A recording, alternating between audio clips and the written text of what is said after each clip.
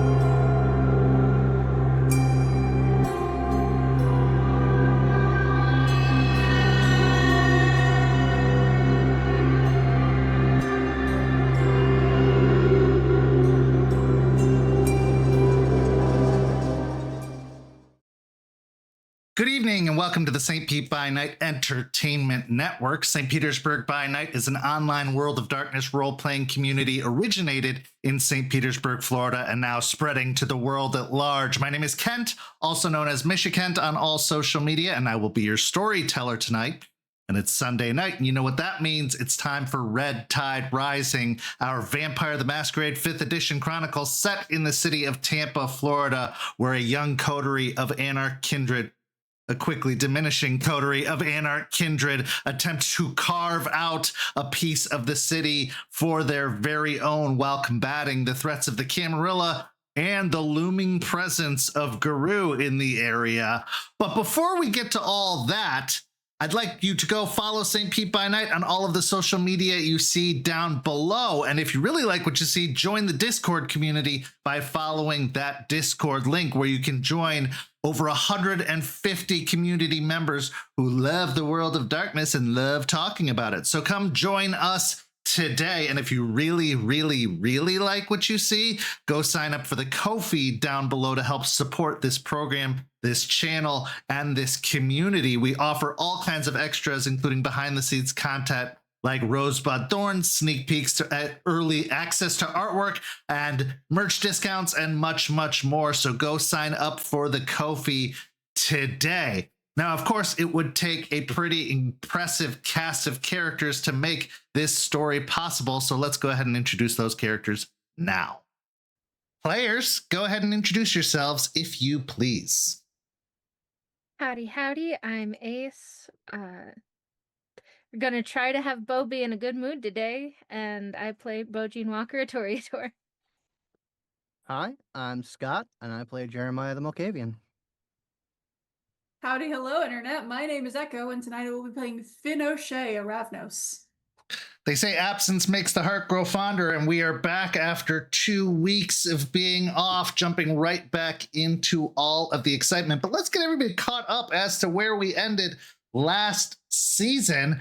We saw the introduction of a new coterie mate in the Ravnos, Finn O'Shea, who made a splash upon entry as they spoke with their mentor friend Solomon, as well as Doberman, before being introduced to the coterie as a whole.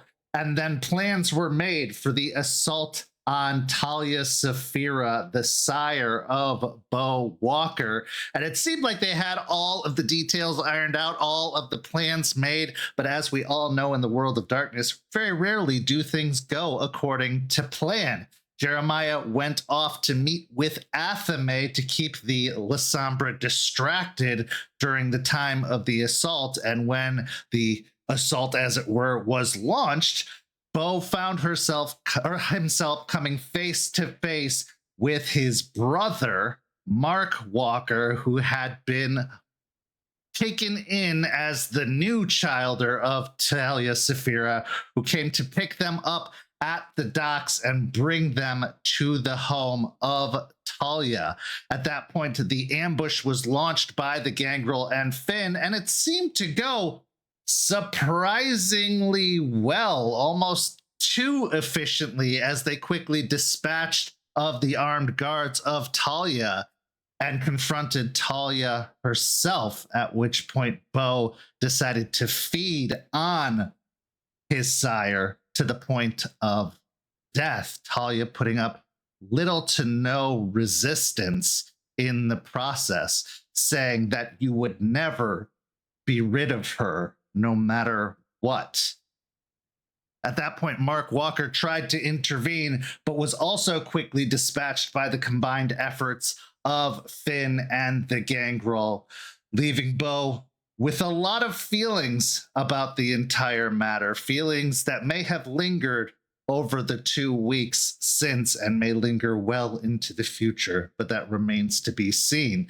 Meanwhile, Jeremiah did have a confrontation or a conversation with Athame, where it became very apparent that Athame was aware of what was going on over at the Davis Islands and seemed completely undisturbed by the matter.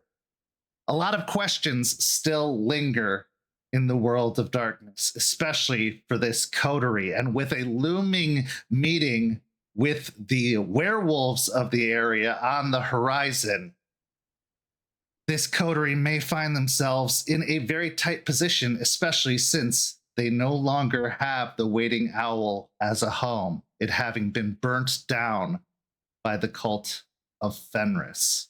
But let's get into tonight's story with a meeting of the coterie on the road. After the events at the Davis Islands, it was decided it was probably best for the coterie to lay low for a few days before getting back together.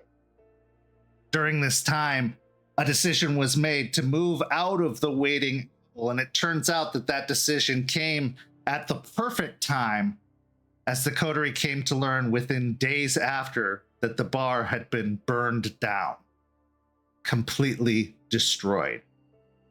It seems whatever warning Solomon had given, whatever suggestion he had made to move out of the facility, came in just the right time, as the threats against this coterie continue to mount and grow. Fortunately, Finn O'Shea, the newest coterie mate, has an RV, and this allows for a ideal opportunity for a mobile headquarters as a new base of operations is established in the meantime. So at this point, I'm going to say it's about 5 days after the events of the destruction of Talia Saphira, after the events of the Davis Islands, as the three of you, along with Doberman, have come together in the RV for a little bit of a recap, fallout of everything that had occurred that evening 5 nights prior. Before we get started with all that, I'm going to ask everyone to make their rouse check to start the evening, which I know you all did prior to us getting started. So I'm going to ask how that went and what hunger you're at, starting with Beau, then Jeremiah, then Finn. Hunger remained unchanged for both waking and blush. Hunger at 0. Okay, Jeremiah. Hunger unchanged for waking and blush. And with a preemptive visit to my herd, hunger's down to 1. Okay, and finally Finn. Waking was fine. Blush was what cost me that one. I'm now at 2. Okay. Beau, you've managed to maintain that full feeling, but there's a different pit in your stomach. One that can't be filled by vitae or blood or feeding, because it's an emotional pit. That lasting image of two faces from two very important times in your past. One being the face of your sire, Talia Saphira, as it slowly decayed away into a almost rotted, shriveled husk of an individual. And then the other of your brother, Mark. That frozen look of fury and absolute hatred upon his face after his head had been removed from his body by the gangrel. No longer the man you once knew, no longer the one you would call brother, but something completely different. But that's the thing with vampires, isn't it? They still bear the face and will forever bear the face you remember, no matter what happens beneath the surface. You can't really dwell too hard on how easy the whole thing was, because it wasn't easy for you. It was an emotional burden and weight that you undertook, possibly one of the heaviest you've ever undertaken in your life. And you've gone through quite a few of those lately, with the embrace of your sister and now the death of your brother and sire. Meanwhile, for your other two coterie mates, it's very apparent how easy everything was. There had been so much anxiety and stress leading into the events at Davis Islands, all of the planning, all of the deal making, bringing in an entire coterie of gangrel from out of town to assist in this endeavor. Maybe it was just good planning. Maybe everything went exactly as it should. But that's more often the exception than the rule, especially amongst kindred society. It's quite a mystery, and a lot remains to be resolved. So as the three of you have come together in the RV with Bethany and Doberman in tow, you found a nice place to park out of the way so that you don't have to be moving and having this conversation at the same time. So finding one of many, many nondescript strip malls in the Tampa area, you pull in, maybe pull around back of the strip mall near the loading docks, killing the engine. The interior of the RV still feels dark, despite the fact that there are some lights ignited and there's maybe a street lamp nearby in the parking lot that is casting a pool of light. But as always, being a denizen of the night, the shadows still loom, still creep within the corners of this rather cramped enclosure. Now, Finn, this is your RV, so I would appreciate if you would describe for us what the interior looks like. First, it's when you step in, you see a small area to that shoes are put aside, but the entire floor is covered in a thin layer of sand from how many times I parked it at beaches and then quickly been told I need to leave. The entire interior looks like something out of Cyberpunk. There is spray paint all over the walls, there's gamer lights flashing. It's overstimulating, but in an almost calming way for an ADHD brain to grab onto. There's bright pink over a black wall covered in blue spray paint. It's like the 90s threw up in here, and it is that sort of edgy flavor. Almost like an old roller rink from the Yeah. 90s. 100%, yeah. And there's like a small little kitchenette over in the corner, a kitchen that's spotless because it's never used. And then there's the gamer setup that I've sort of created a little tent around in the other corner where I normally do my day job, if you want to call it that, spreading information to the masses about what's going on and what they need to keep an eye on. And then off to another side, there's a door where there's a bathroom and a very enclosed sleeping area with the most blackout curtains I can afford, and black just kind of everywhere. That's the sensory deprivation space. And then the very front is a very, very messy, probably left over from the living life a little bit, with some wrappers from food that just I'm never gonna get around to throwing them away. They live there now, next to the driver's seat. So that's the layout you're entering into. Now, it is spacious enough to fit all of you, but considering the varying sizes of the different individuals present, including Doberman, who has a tendency to take up a great deal of space with his massive form, to the point that he almost has to hunch slightly even inside of the RV, the scene is yours. Well, welcome to my humble abode. I hope everything's to your liking. Got blood bags in the fridge if anyone needs a little nosh. But welcome. Have a seat. Or 5, Doberman. Yeah, I think maybe not very expectedly, but Jeremiah seems very comfortable in this environment. He knows how to move around an RV, how to find the right space to fit to himself. He's spent quite a bit of time on the road.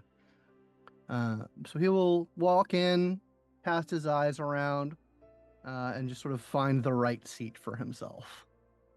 Says, nice. I did it all myself. Good work. Including the stains, but yeah, it's a work in progress. It's never going to be done. They add character. Yes, thank you, my man. Beau will find a seat on a counter, trying to be as inobtrusive as possible, and also trying to appear like he hasn't been plagued by nightmares the past 5 nights. It's a nice space. Yeah, I've been working on this puppy for a couple years, so she's, again, never gonna be done. But old Wendy takes me where I need to go, keeps me moving, keeps me mobile. On the opposite end of the spectrum, very uncomfortable, Bethany is, for the first time possibly since her embrace, absolutely still. She's not wringing her hands or giving that twitchy edge of one that hasn't fed in a while. If anything, she just looks crestfallen after all of the events of the past few weeks for her, going from the life of the living to the life of the damned and everything that entails. Watching another of her family be completely decapitated right in front of her. She just seems drained, empty emotionally. And then there's Doberman, who this is business as usual and definitely not in an environment he would find comfortable. He has found a space that he can take up, has his arms crossed over his chest, and is just looking around the interior of the RV with maybe a hint of judgment, but really is just simply trying to pass the time until getting into more important matters. So, I know things have been kind of fucking wild. How's everyone holding up? Just peachy. Pretty well, all things considered. I think I've done a pretty good job of throwing up the chaff for the Camarilla. Oh, They, yeah.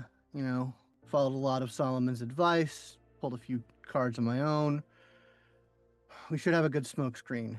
I'll refresh it as needed. Dope.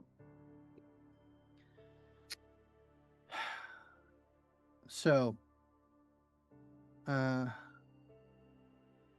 bar. Yeah.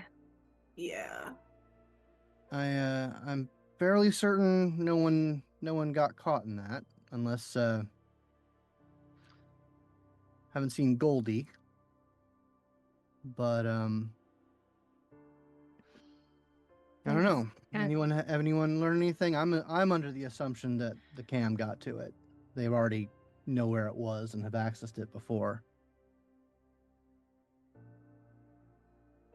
At this point, Doberman clears his throat, which is a rough, gravelly noise, before he says, "Police say it was arson. Unfortunately, they don't have any leads or video of what occurred, which is probably for the best. Mr. Creed took out a sizable insurance policy on the bar, so not all was lost. And he is now rededicating those funds to establishing a new location for all of you to hole up in, but it's going to take a few weeks to get that all finalized." Please give him my thanks if I don't see him before you do.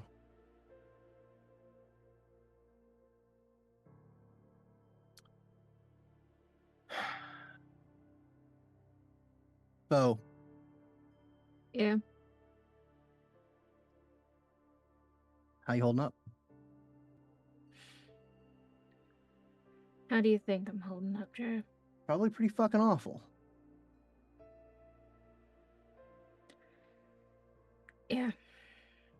That's a great way to put it.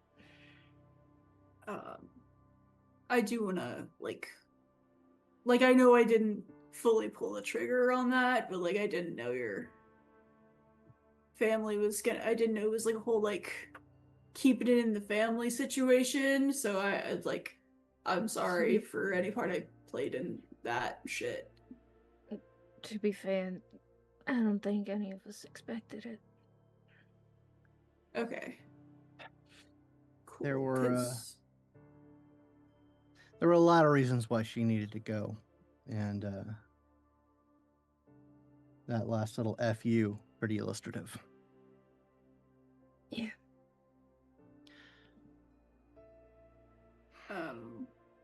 But that seemed I know we had an entire gang of gangrel, which was so kick-ass. Those dudes were sick. On our back, but I don't know if y'all felt that too, but it felt easy, and I don't know if I'm just this is my first time working with a group, so I don't know if it's just groups or whatever that I should have been working with instead, but that felt easy. Painfully easy. Kindergarten. Easy. Well, we did put a lot of ducks in the row, but you're not wrong. By the way, Finn, Skunk told me that you did really well. Hell yeah. Skunk was sick. He's solid. Cool dude. He's a solid guy. Yeah. I'm pretty sure they're back on the road. So damn. We may see him. He promised me a party. They are wanderers. They like the road. They've been in town for longer than I'm assuming they wanted to be, but I got all sorts of friends. We can call on aid fairly regularly. Yeah. But like I said, Skunk said you do a good job, so I listen to my boys, so I appreciate your efforts. Look, when I'm given a task, I don't fuck around. Apparently not.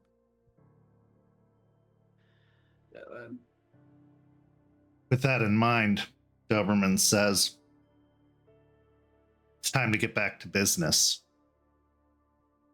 I'm glad we were able to resolve the issue of the lingering sire. But we've been off base for a while now. And it's time to get refocused. Now there's the matter of the castle and the circulatory systems activities there, as well as the rally, which still needs to be tended to. The coterie with loyalty issues. Yeah. I've been setting things in motion for that. I've got people who are going to be loyal to me inserted. I think, Beau, we've talked about putting you in the up on stage to use your wiles to smoke them out. Yeah. Finn, you should probably get an update on that. So Solomon's been in contact with a Camarilla coterie who are good prospects for jumping ship when things start going down. Oh yeah. But they managed to secure our services as a way of vetting us, something I am not happy about in the slightest. But we've been tasked to interface with an upcoming political rally and smoke out a mole of their own. Someone who works for the Seneschal, high up in the camp. So I'll let you review the notes of what we have. So I would appreciate if you put some thoughts into how you can contribute to that effort. I mean, this is my bread and butter. Public disturbances? Dude, this is my favorite recreational activity. What do we need? We need Molotovs, we need cherry bombs, what do we need? No. Well, that's not the kind of fun we're gonna need here. We're looking for one dude amongst a political organization. Now, I'm not saying the distraction won't be warranted. It probably will. But let's keep the explosives on the minimum. Bricks? I can bring tons of bricks. I think that's probably more in line with what needs to be. So yeah, if you're good at creating a distraction, creating a ruckus, we can definitely. How many people do you need? How many people do we need to bring? I got subscribers at the wazoo. I can have show up and cause an entire riot. It'll be fucking sick. If you've got people, and like I said, it's a rally, so it's generally going to be open to the public. My audience is like 18 to 20-year-olds still at Florida State, so voting age, gotta love it. Yeah. All right, yeah, get them riled up, get them ready to go, and distraction will probably be very helpful when it comes time to pull the trigger. I'm planning on keeping my eyes and ears open, taking advantage of Beau's performance and some other things. Like I said, I've got people in all the right places. Hopefully we can smoke them out. So, when do you think about popping this thing off? Pretty soon. I think there's been some delays on the process. Does us a bit of a favor, so maybe a week, maybe 2. Okay. I'll see who I can scrounge up. I got Patreon subscribers. Someone will be interested. Could also try to reach out to some of my fans as well. Absolutely. The more of our people in the crowd, the better we can control the situation. Yeah. What about the castle? Well, we technically have an invite, so we should probably exploit that.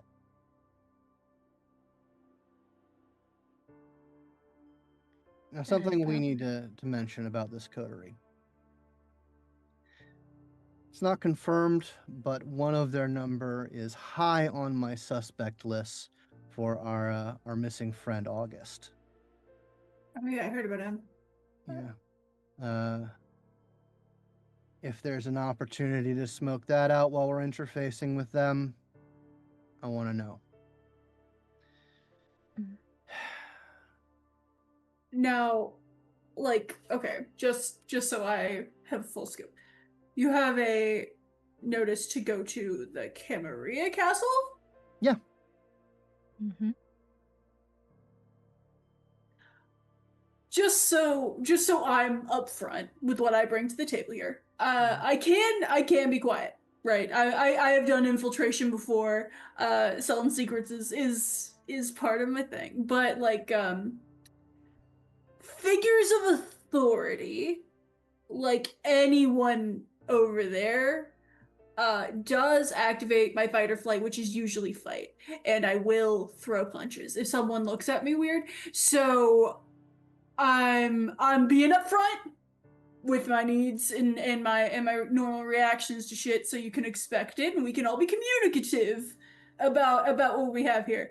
If I see a chance to smack someone in the face who fucking deserves it, I will. So, I mean, if you gotta do what you gotta do, just know I'll probably, distance myself from you and use the opportunity to get in where I can. no, I mean like more like, do we want me to like be silently in the background? Because I can do that.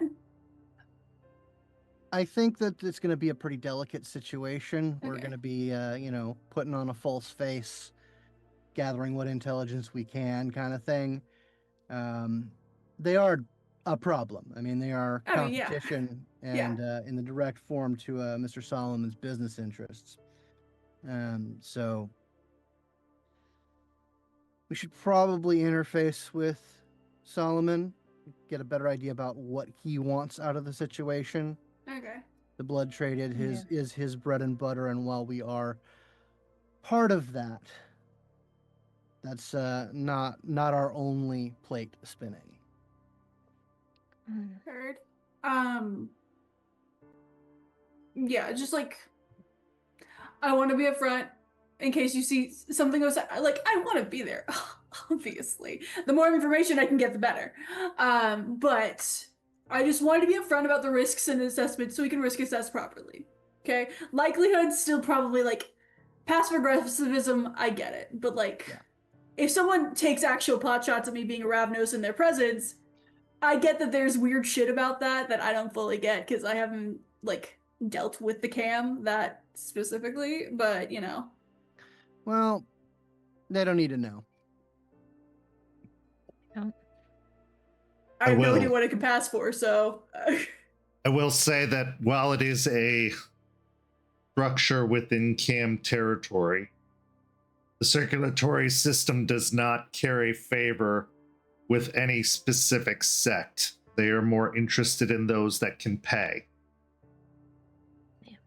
So it is not necessarily going to matter what clan you belong to. Just, I would be mindful of the fact that the CAM have openly and willingly welcomed them here. It could be a prime opportunity for them to get some intelligence on those that are dwelling within their city. okay. A bit of a honeypot, if you will. Okay. And considering the blood shortage issues that the CAM have been dealing with lately, thanks to our furry friends, kindred within the city are more desperate than ever. Speaking of our hairy friends, Yeah. I think if Skeeter's been telling me right, that meeting's coming up soon. Dope.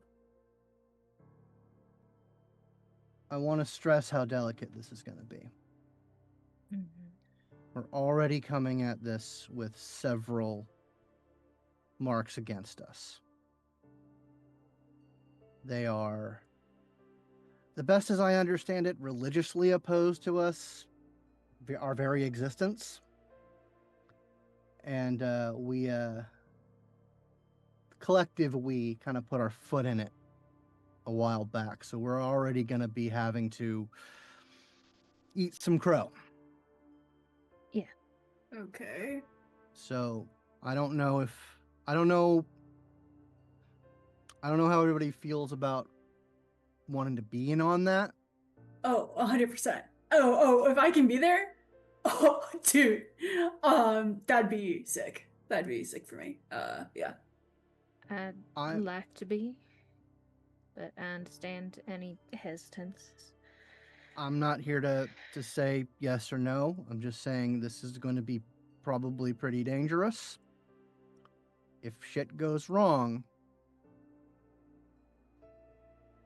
it could be the last nights of our lives. Yeah. I do not like that smile, Finn. That is not the vibe I'm going for. Okay. Let me be clear. I understand the severity of the situation. From what I have been told, they are infinitely more physically adept than us, which fair and valid. Getting to see it, oh, it's so cool. It's a that information is a special interest of mine. And being able to compile any sort of information about them would be awesome. I understand that. I seriously doubt we're going to be seeing any displays of shapeshiftery. That's fine. That's or okay. Just tricks. like, if that were to happen, that'd be sick. But like any information about how they operate, or how like their mindset works, or like they have a religious thing now. That's cool. Let me learn about that. Like I just want to. I have a thought actually. Okay. About that. I mean, I recognize the curiosity. I can probably get you a more like one-on-one with my friend Skeeter, who is a ratkin. And he's very cool, very chill, very knowledgeable. And that would probably be a better avenue to explore your curiosity than, I mean, he's no doubt physically capable as well, but my vibe on him, he doesn't share the instant animosity. Look, I try to be pretty human adjacent, especially with my outreach sort of situation. I think I can win him over. I again. That is in situations like that, I can be low key. I can be low key. Yeah, I think low key's gonna be the best. Like I hate to be the guy that says let me take the lead on it, but no. Have the lead. As long as I get to be there and then like maybe ask a question, I would love to. That'd be sick. But I think having a chat with Skeeter will probably be a more fruitful avenue to explore your curiosity. I can also say in having talks with Goldie, that might be an avenue if she's still around. Yeah, I mean, no offense. I do hope she made it out. Assuming that she did. But yeah. I really hope she did. Oh, I'm sure we'll find out one way or another. But yeah, like, if y'all want to be there. Yeah. I don't know about Bethany and Doberman. I think we might want to avoid a big mob. Yeah. While Mr. Creed takes a vested interest in the outcome of this meeting, we believe it is best that we keep our distance for the time being. We will look after.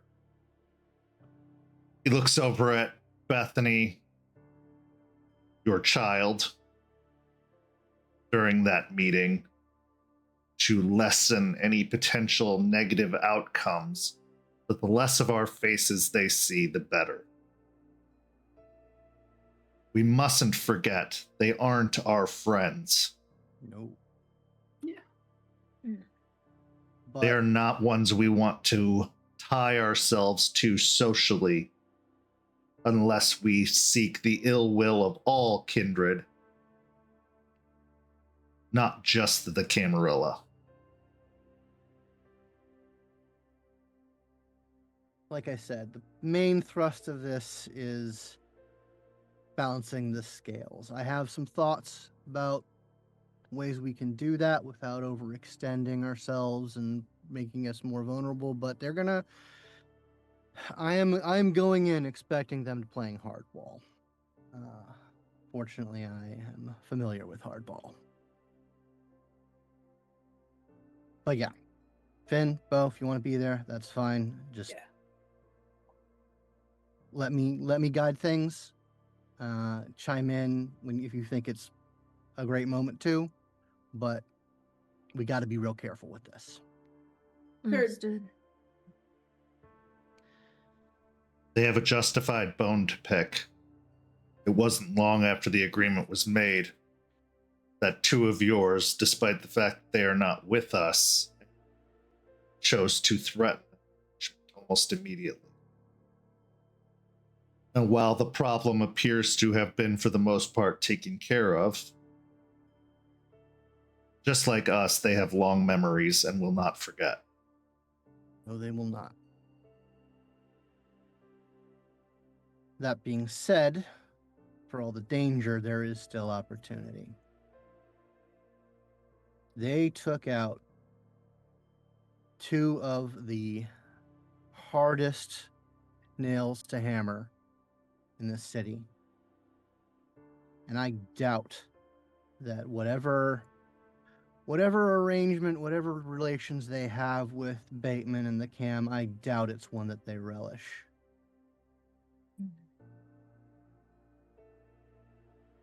Maybe it's my naivete and my youth, but we have mutual enemies. And I won't say alliances, but arrangements have been profitable based off far less.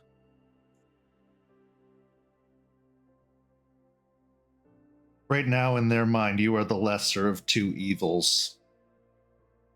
And you have potential to be a useful asset to them.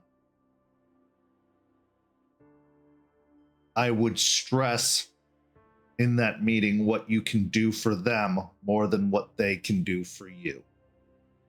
Because they have already done enough in letting you exist when they have all rights with their agreement with the Can to destroy you.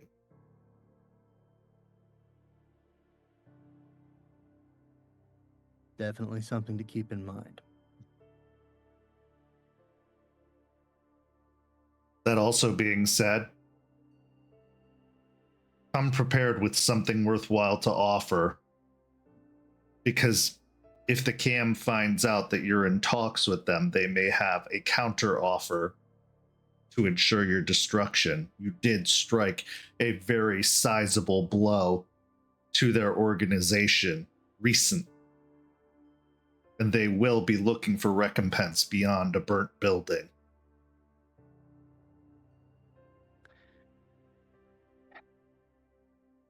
Like I said, I've been working this angle for a while now. I've got some cards to play.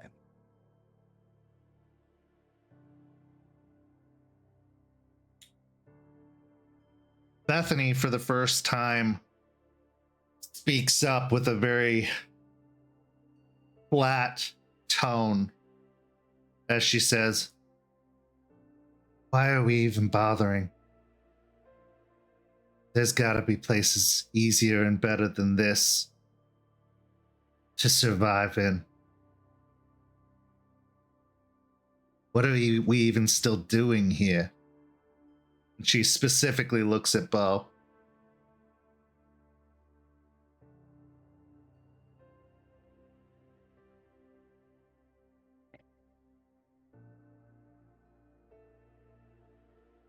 There's someone that I want to get out of this city before I leave. Out of their grip.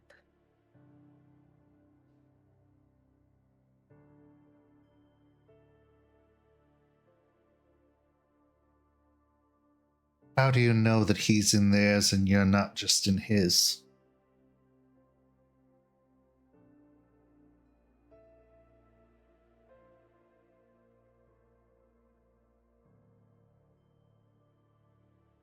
Dad isn't like that. How do you know? It's been 20 years, Beau. He left to protect us, Beth.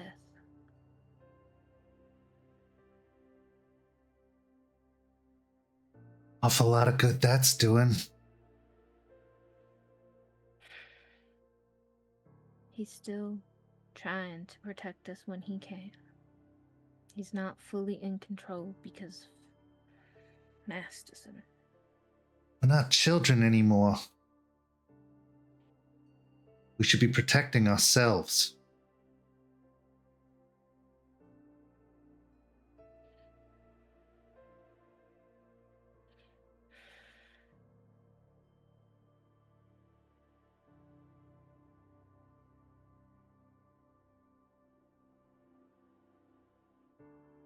How many more of our siblings are going to be forced or thrust into this life before we decide it's too much?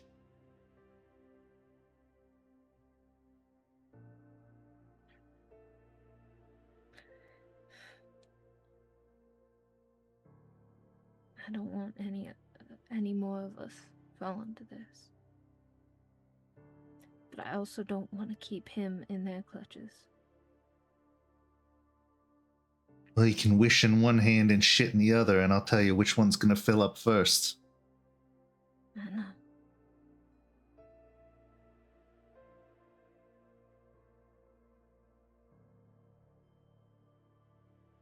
Now we're talking about getting tangled up with werewolves? From my understanding, we're already kind of tangled up with them. We've got a deal that keeps us safe here in Sulphur Springs.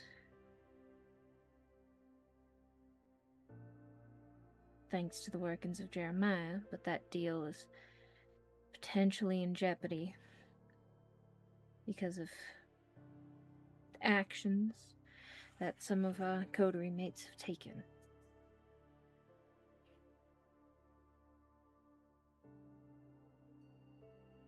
What about the other deals? How many deals can we make before it comes back to bite us in the ass?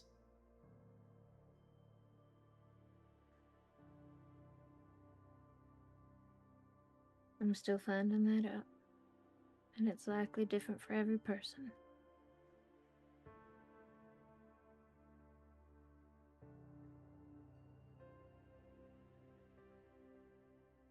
All right.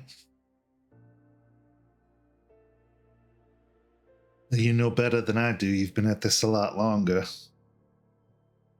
Just seems like the odds are continuing to stack up against us. All of us. Just like in life, so is in death.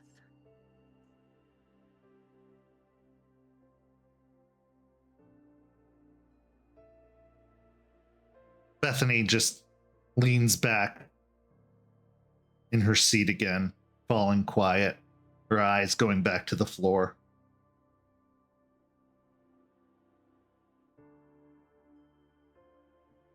So what do you intend to say to them? Doberman asks Jeremiah.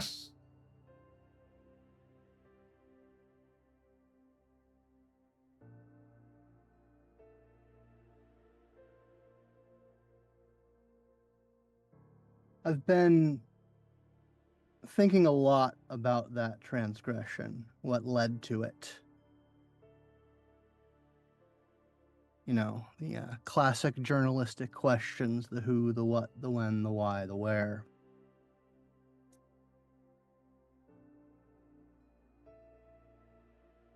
And unless they know more about us than I think is reasonable, I don't think they know what kind of problem they have in Ybor City.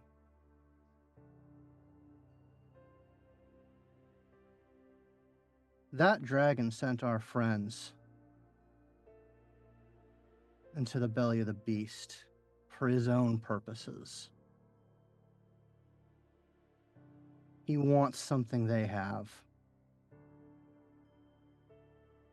And I think that they deserve to know about the threat at their door.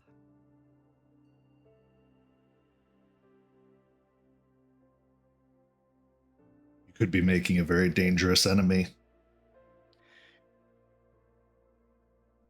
Doberman, Vesper is an enemy. But does he know it?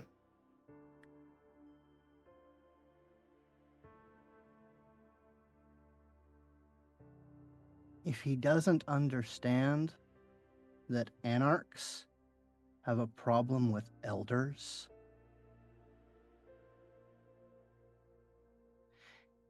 he's a tumor. He's just going to hoard and get his claws into every single one of us until this is no longer the anarch movement. It'll be the goddamn Sabbat.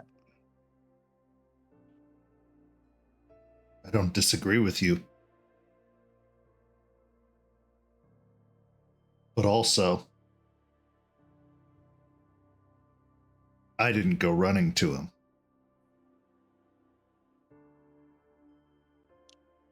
I'm not in debt with him.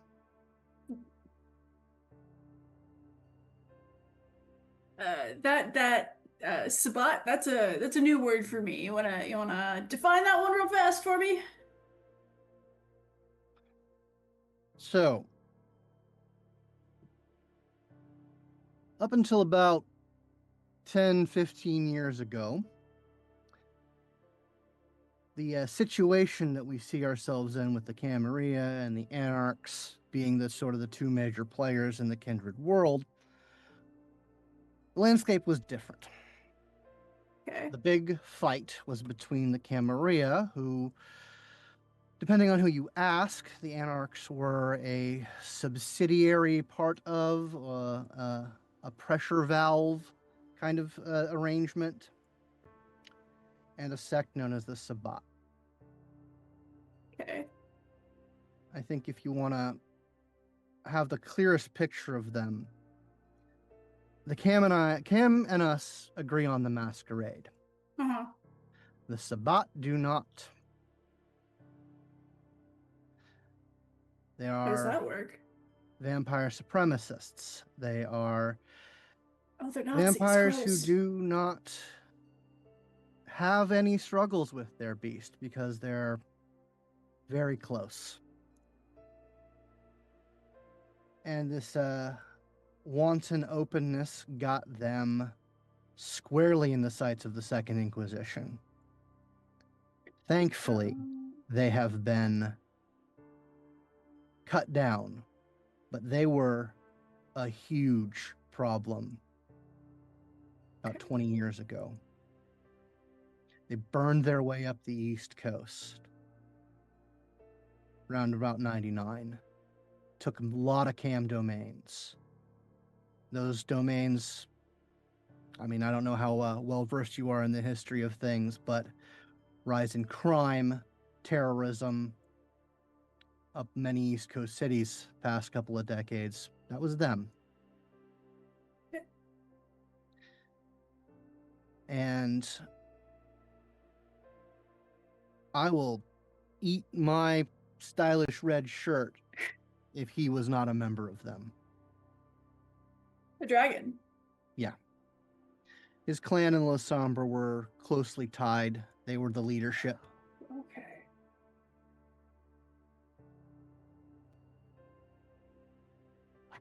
So Not unlike what's happening now.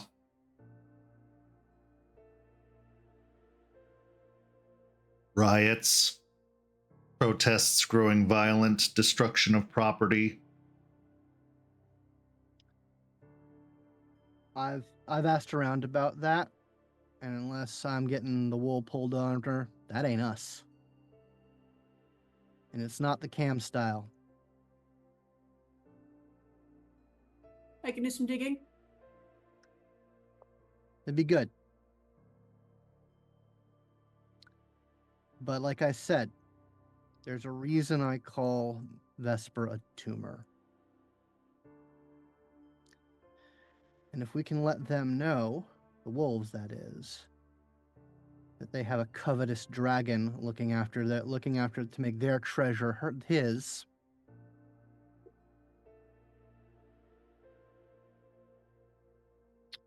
I think that's worth some consideration.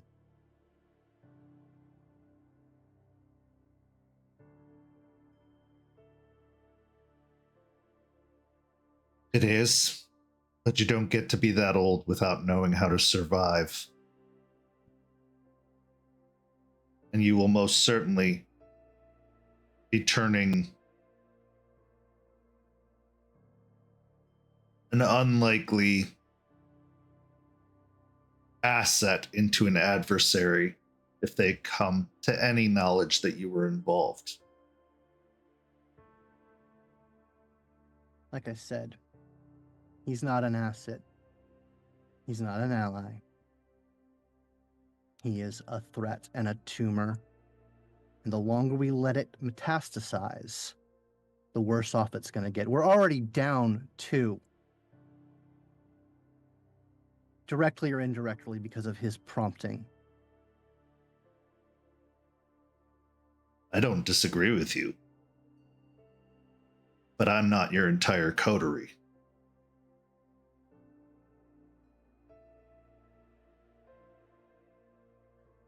That's the tack I'm going to be taking, unless I hear significant objection.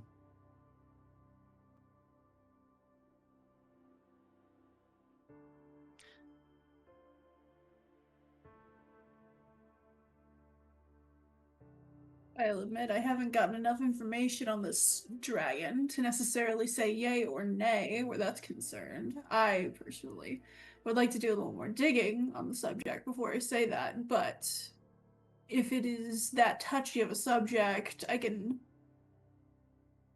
recognize I'm the new meat, so I don't necessarily get that big of a say.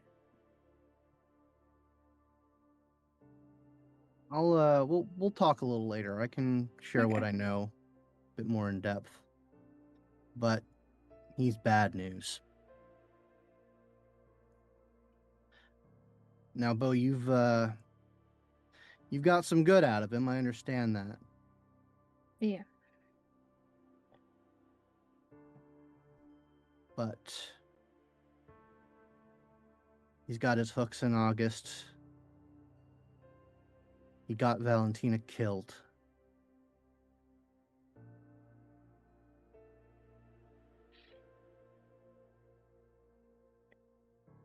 If you've got something to say, I'll hear it.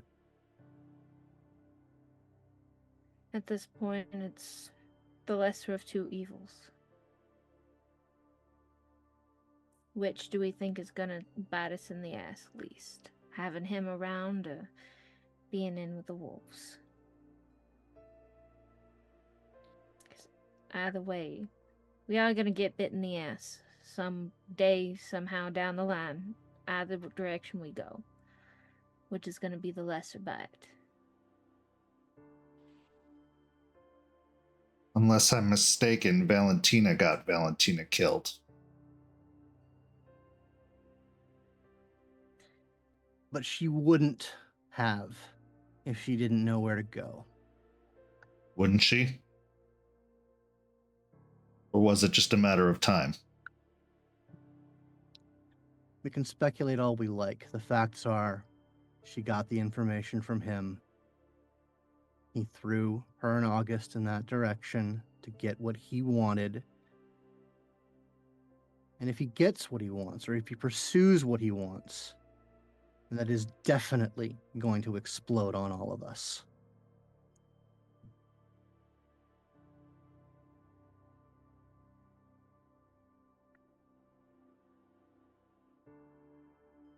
I personally have no stake one way or the other. I know Mr. Creed was opening up business with him to try and stay on his good side. Not to shake too many trees, as it were, but I don't disagree that he's a tumor. And inevitably, whether it's now or a decade from now, will become a problem.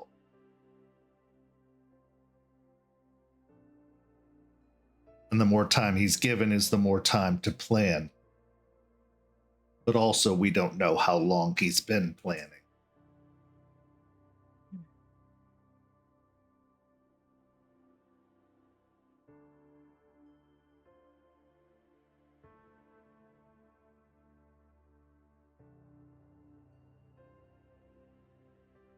I understand that it's a big risk.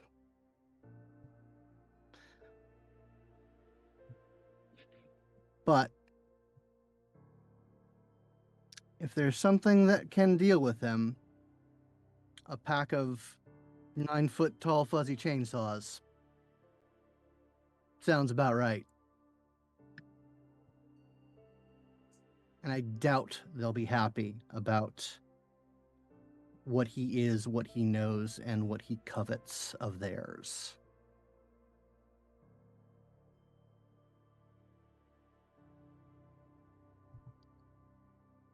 At what point are you becoming him? How is this not doing exactly what he did?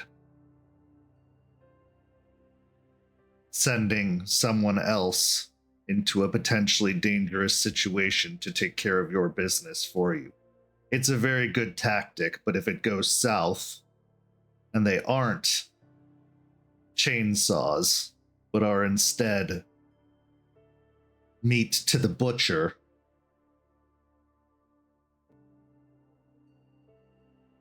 that could be a problem of its own right.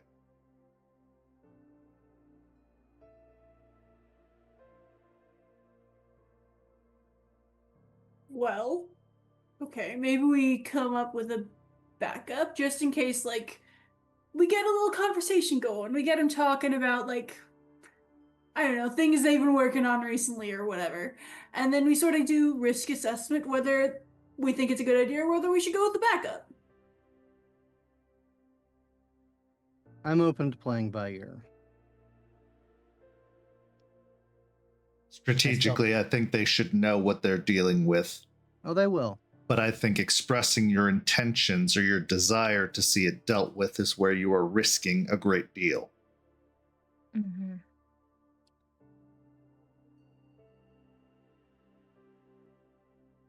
Giving them a lay of the land, that's just good business. But showing your desire for it to be dealt with is when it becomes an arrangement.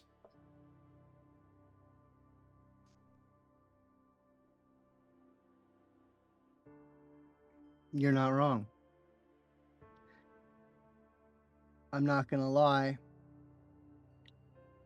I want him gone. But I can put on the mask when dealing with the other side. They are not our friends, but if you're going to choose to make them our weapon, make sure that it's a shot that won't miss. Because if it does, the first ones they're going to blame are you. They'll know what they're getting into.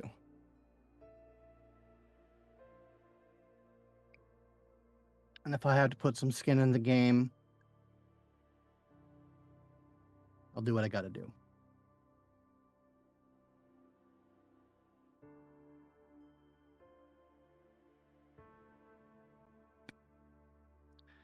That being said, they might just rebuff that. So yes, there should be other options. Things that we can do to balance the scales and maybe push things in a better direction while we're at it. I'm not going to push much further than getting things back to where they were.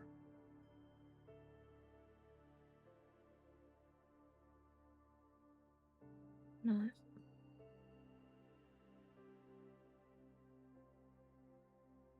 Say that everything goes well. That you are able to make an unlikely ally of the wolves. And they dispatch of the cam. What after that?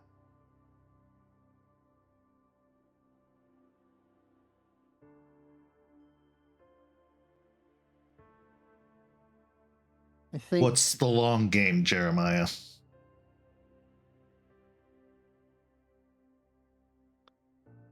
the best we can hope for is to taunt. making them understand that having us be around, being the things in the night that have the hold on Tampa, keeping the cam out is in their better interest. Unless they want to go full extermination of everything that drinks blood. And I doubt, given the arrangement that they already have, I don't think that that's high on their agenda. I think they have a lot bigger fish to fry. But showing them that we are the better option, showing them that we are not as entrenched in the ways of Camarilla, its enshittification of everything it touches.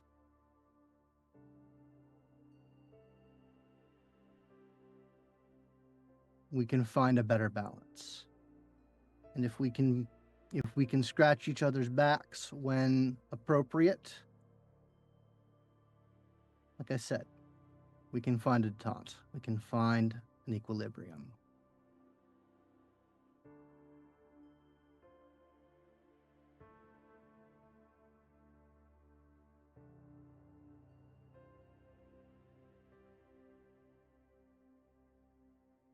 Then I would be focused on making sure that there's better self-control amongst your ranks because the bodies are stacking up.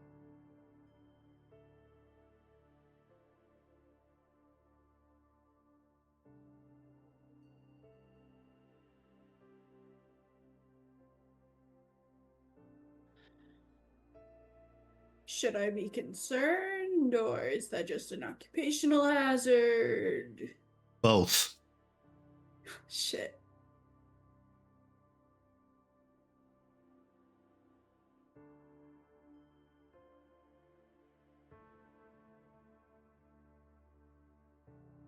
So, risk assessment so that I'm aware who's the most likely outside of myself to cause shit. Out of those of us present, or I mean,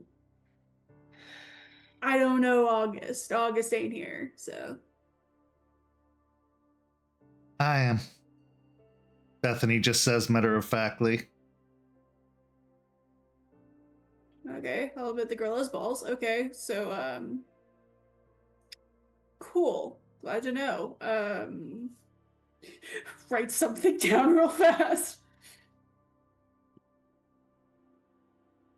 I know he's talking about me. And I'm trying. I'm trying the best I can. I don't think that it's you he's talking about, Beth.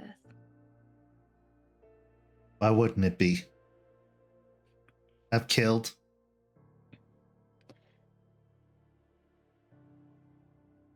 The only person who knew about that was you, me, and Jeremiah. Out of all of us, the one with the biggest target on their back is me. I killed a primogen. You don't do that and not make enemies.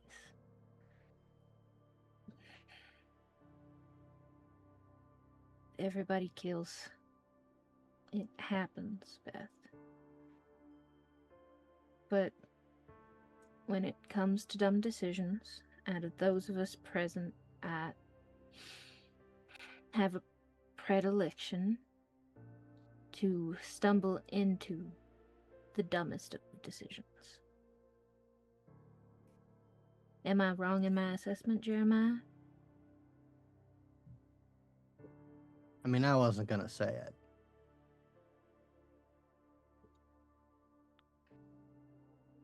I don't know. I think going and knocking on the werewolf's front door is probably the dumbest decision anyone in this coterie has made so far. I do agree.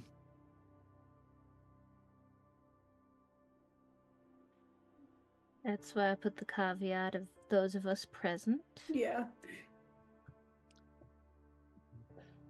If we ever see August again, he's got a talking to coming regarding the long-term effects of his adventures, but hopefully we can patch that up with this meeting, at the very least. As for the body count, it is a problem, one that needs to be reined in, Yeah. or it will have consequences. So is it like a rage thing? Is it like a fuck the world sort of thing? Like what's with the body count?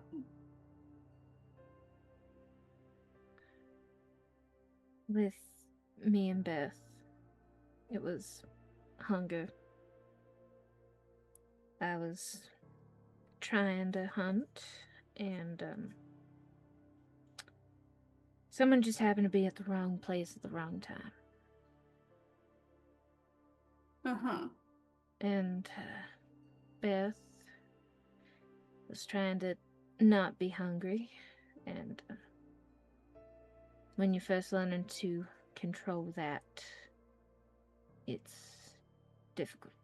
And an accident happened that has been taken care of. How many accidents? One each. One each? I've had the one, and Beth has had the one. Ben, roll me a wits and insight. Yeah, I'm like, this bullshit! Bullshit! You don't say body count!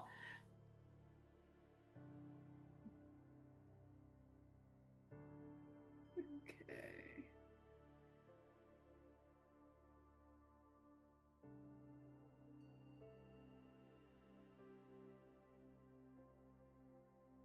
Two successes, not my best pool.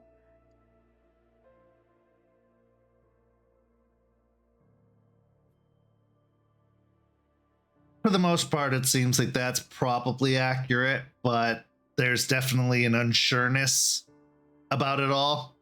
Like you said, Doberman specifically said body count, one each isn't exactly, like, that's no big deal in the grand scheme of things when it comes to vampires. Yeah.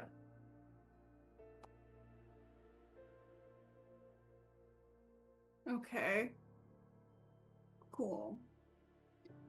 Well, I do have extra bags in my fridge if you need to stock up to mitigate damage. I know it's a scab in a bag, but good in an emergency.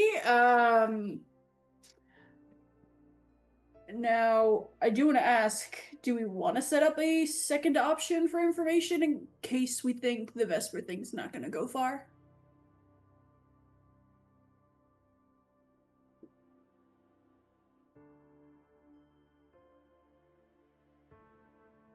I'm open to options. I mean, knowing that we don't know if they know that the Camaria's numbers are starting to dwindle, especially if Primogen was just taken out and having us as allies, where that's concerned, knowing that we have that on our resume might be advantageous enough to get us a foot in the door. But then again, I don't know the depths of y'all's situation. I don't know what else y'all would have to happen. That's just my first idea. I have no doubt that they are going to have things that they're going to want from us, screws that they want to turn. We just have to be open. We have to keep our ears open for Yeah. their needs and the like so that we can offer them something that is useful to them and hopefully isn't, at the very least, not detrimental to us. My philosophy is based in mutualism. Hell yeah.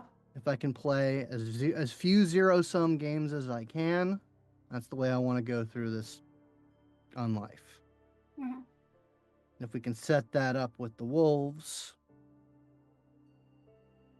I'll be happy. If at the very least we break even.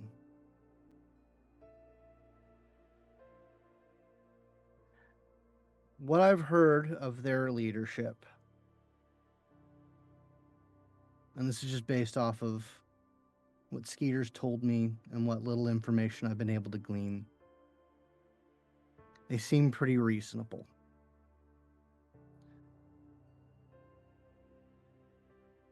I'm hoping that whatever this religious, spiritual issue that they have with us isn't an overriding one. It's something that we can work around. Hell, they stopped at a prince and a sheriff. There had to be something that stayed their hand.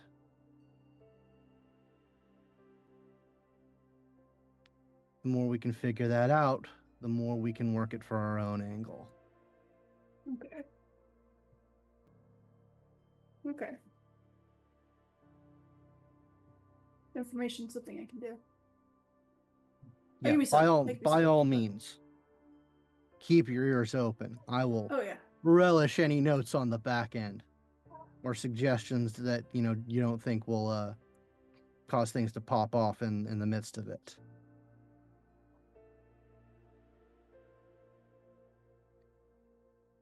It's a dangerous game. Trust me, I know that. That's the best part.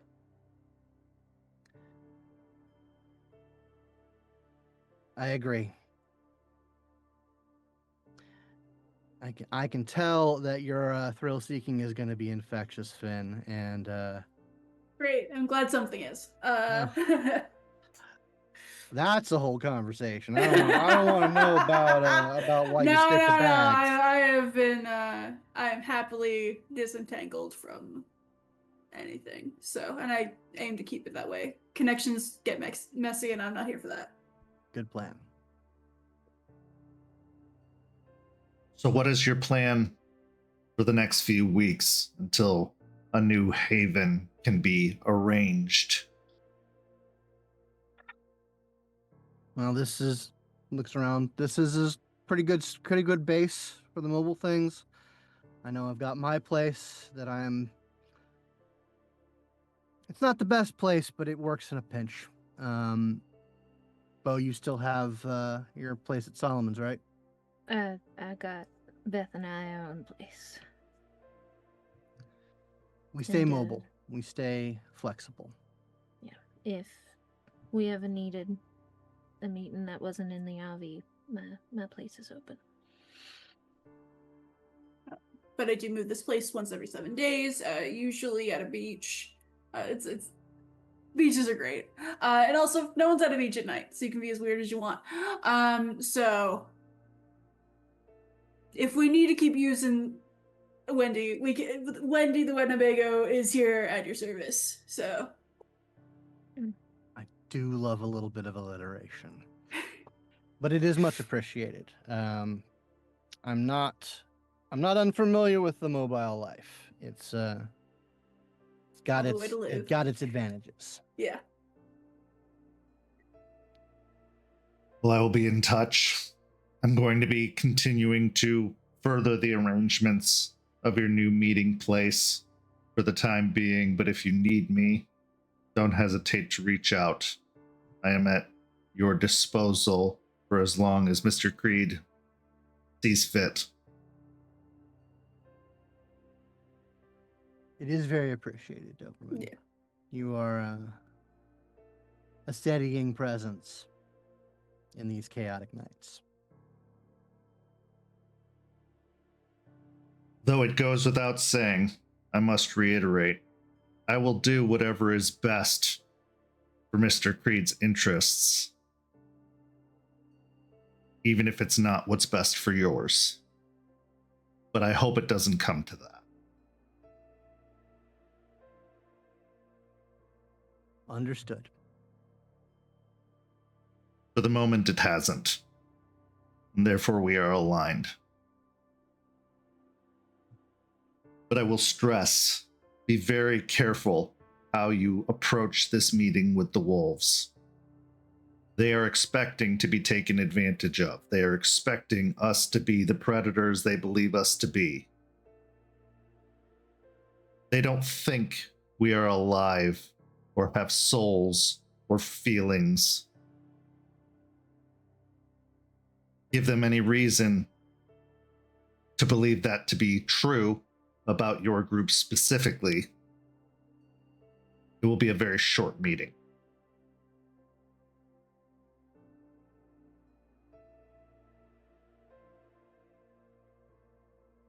Well said. Then I will take my leave. As I said, I am in touch if you need anything. But please be careful. Mr. Creed still believes you all have value and wants to ensure your survival for as long as possible, as it is mutually beneficial.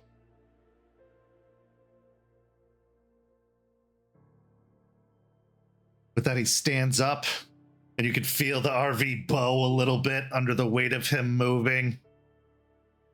He goes to the door, turns, gives a curt nod, and then steps out. He actually made a joke. Did you get that? He totally made a joke. I Like, absolutely he was got it. this close to smiling. One of these days, I'm gonna get that man to fucking smile. It's gonna happen. It's good to have goals. I got lots of goals. Goals are what keep me driven. Where I go fucking insane. But, you know. So as the meeting comes to a close, are there any final thoughts anyone would like to share before we continue on in our story? I will say, if we need a person bargaining chip, like, I don't know what they want, I don't know what they would need, but I will happily volunteer, if nothing else for reconnaissance purposes. Good to know.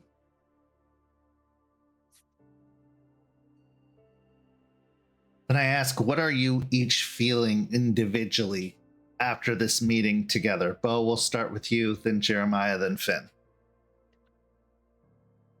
Beau, aside from the lingering grief of losing Mark, losing Talia, and losing Valentina in the span of only a couple of weeks, they're conflicted, rethinking why they're staying here. What is truly keeping them here aside from Jeremy and the Coterie? Is there even a reason to stay? Jeremiah.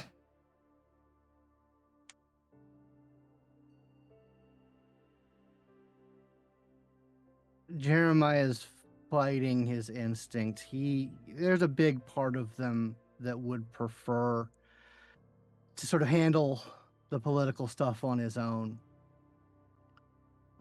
But he understands that, you know, keeping the Coterie out of things and handling it on his own is not a good long-term strategy for group cohesion. But, you know, the fact that it's been pretty much everyone but him causing the problems is not far from his mind. And Finn. I don't think they realize how much they told me. There are so many little things I caught. I'm starting to learn the measure and the temperature of this group. And there are little threads they've given me for me to pull on to figure out more. And I want to figure out how they tick, how they think. And I get to go meet a bunch of fucking werewolves. I'm so fucking excited. Kindred by their very nature are solitary creatures, territorial creatures.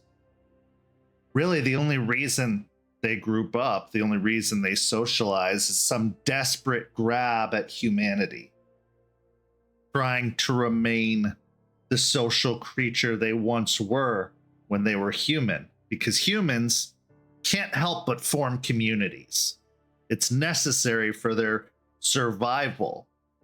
Not only have advancements in medicine and technology helped prolong life, But truthfully, it's the coming together of people that helps them survive. But vampires aren't people.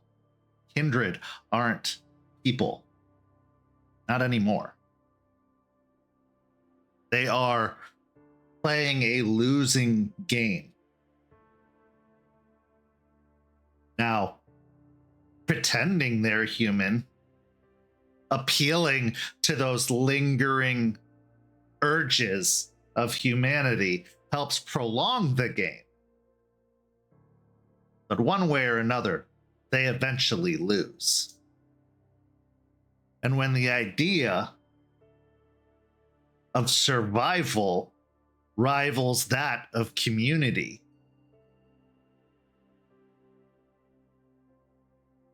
it's a hard choice to make. How much humanity truly remains in them decides that choice. But if it's you or them, that vampire urge says it's going to be them. Always them. We transition to our next scene, which takes place a few minutes after the meeting has dispersed.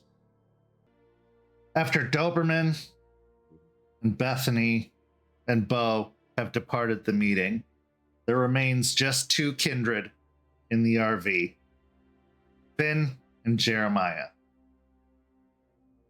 Now, Jeremiah, you've been meaning to have a one-on-one with Finn, but things have been so chaotic and busy lately that you really haven't had the chance, not until now. So what better time than in the back of what'll be your new meeting place, at least for the next few weeks, being at the very heart of Finn's operation. What better time to get to know them, to suss them out, to see what their intentions are, and to see, if history dictates anything, how much of a big problem they are going to be for you. So as the others have departed, as evening presses on, the scene is yours.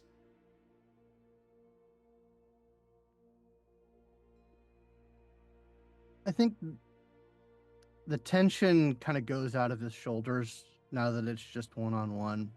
He'll kind of look around the place with a little bit less pressure on it, just kind of giving an approving nod and say, this is really probably the best model you could have chosen. Right? Yeah. Agreed. I appreciate it. Now I gotta ask, and this may be the Malkavian in me, are you emotionally attached to the trash? No, I mean, okay. No, but also, like, it's a fixture now. It's almost like an art piece. Like, it's almost like it reminds me of a time long gone. It's like, Yeah, it isn't. you're gonna get ants. You think I don't already have ants? I'm just saying, I would. They don't bite me anymore. They're fine. I call it cohabitation. We're all copacetic. One thing eating another, you know? Like, if you're attached to the garbage, that's fine, but I would happy to pick up. I keep it in the front seat. It stays in the front seat. That's where it belongs. Like, it's my my HOV lane buddy. Okay. Gotcha. Okay, yeah. I don't think a pig would let that fly, but to each his own. Right. So, you came highly recommended from Solomon. Yeah. I mean, all things being equal, that's got a lot of weight. What's your deal? I mean, I think I've been pretty open book where that's all yeah. concerned, but like I'm a journalist kinda, you know. I got a whole VTube set up where I, you know, spread the information to the people who need it, give a shit enough to watch. I am vaguely aware of what a tube is, but from what I know. So okay. All right, yeah, I no, made lay it on an me, lay it on me. anime. I made an anime little ghost person. I go by Banshee Okay. online. Scream into the void with Banshee is my yeah. Branding, I like it. So ghost they're not gonna think of vampires doing ghost shit. Like what? No, So throw off the set a little. Just now you just say a that. goth kid online. You say that, but there are vampires who do ghost shit. If you were here a Okay, couple of yeah, I weeks ago, you would be, know. you'd be. Dude, sign me up for ghost shit. Like actually, but like You, I'm trying to make it seem less like I'm oh no, that's solid. That's Masquerade 101. It's yeah, good praxis. Good praxis. exactly. But So other than you, that, I did some mild espionage for Saul. Uncle Saul's been sort of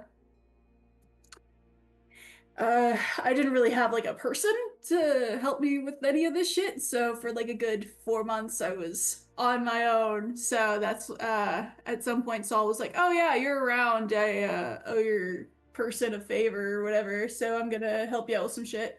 I don't know what he's told me is real, what isn't, so that's why I'm kind of cruising for a bruising with the information scrounging. I get it. So I get it. A healthy Uncle Saul's curiosity. great, but like he's a party animal and he's business minded. He's not super into the whole I party animal is not what I'd put on him, but you might know him better than me. I mean, But he puts the M in ministry. Let's just go with that. fair enough. Fair enough. So like, look, I've been around, been about 15, 16 years in this life. Know a lot of stories. I can't say how true many of them are, but I'd be happy to fill in any gaps that I can. Well, I'm gonna be straight with you for the only time I will ever be straight ever. He did have me join y'all so he can learn more about you, because y'all's shit is fucked. And yeah, you're not wrong. So far my thumb on y'all has not been necessarily glowing either. Beau's a problem. Seems like a sweet human being, or once was, but Bethany's a liability. Oh, you are not fucking wrong.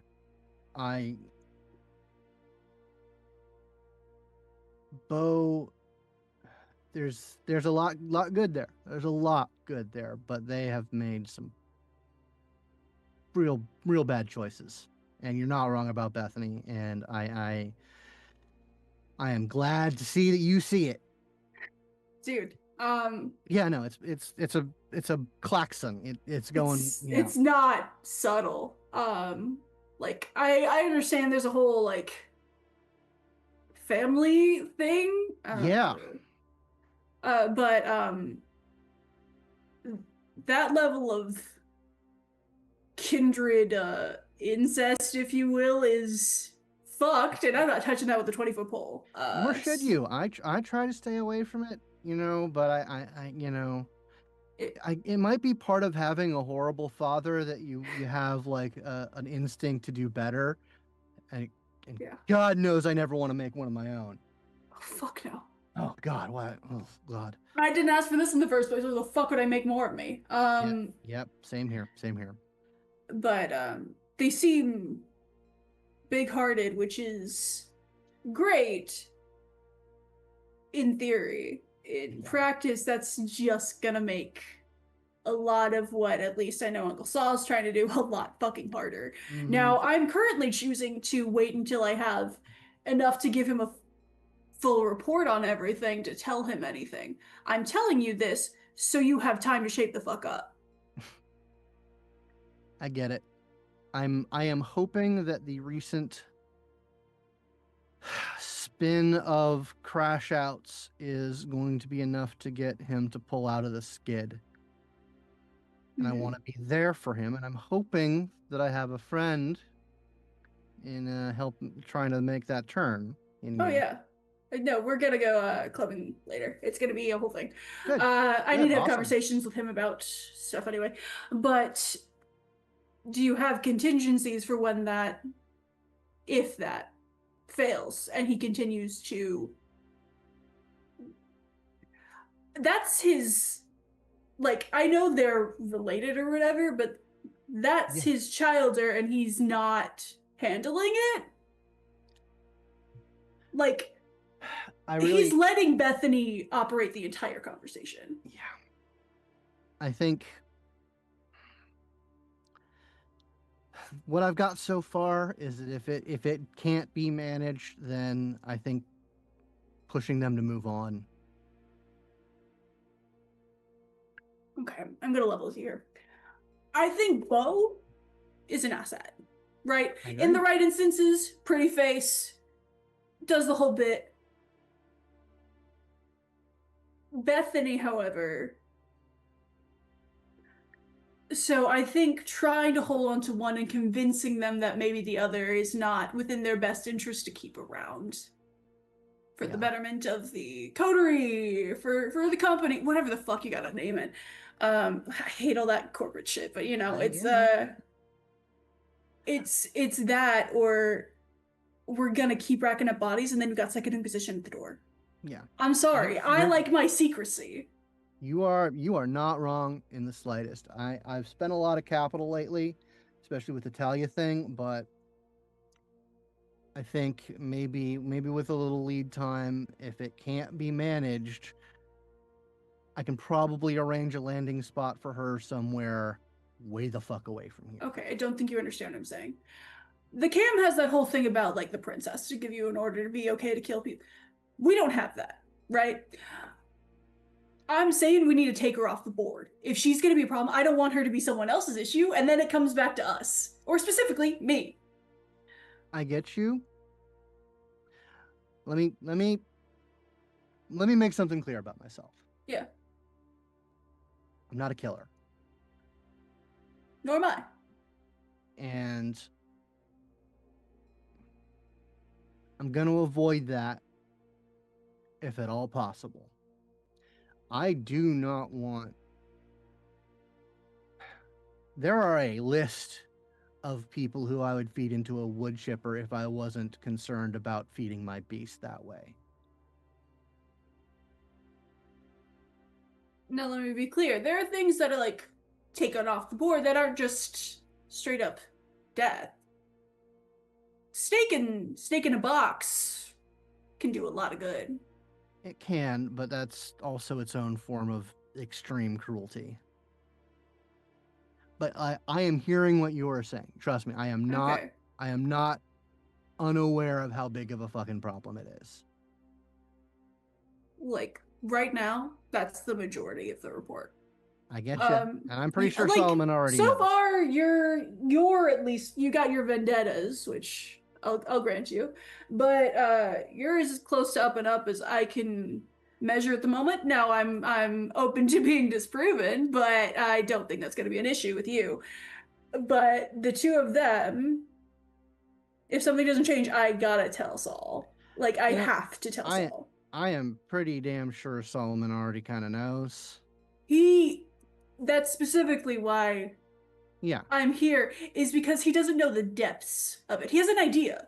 He doesn't know how deep it goes. So I'm here to make sure he knows how deep it goes. I'd like to give him nothing. I agree. But, you know, like, there's also an advantage in letting an authority figure be the bad guy. Oh, yeah. Of course.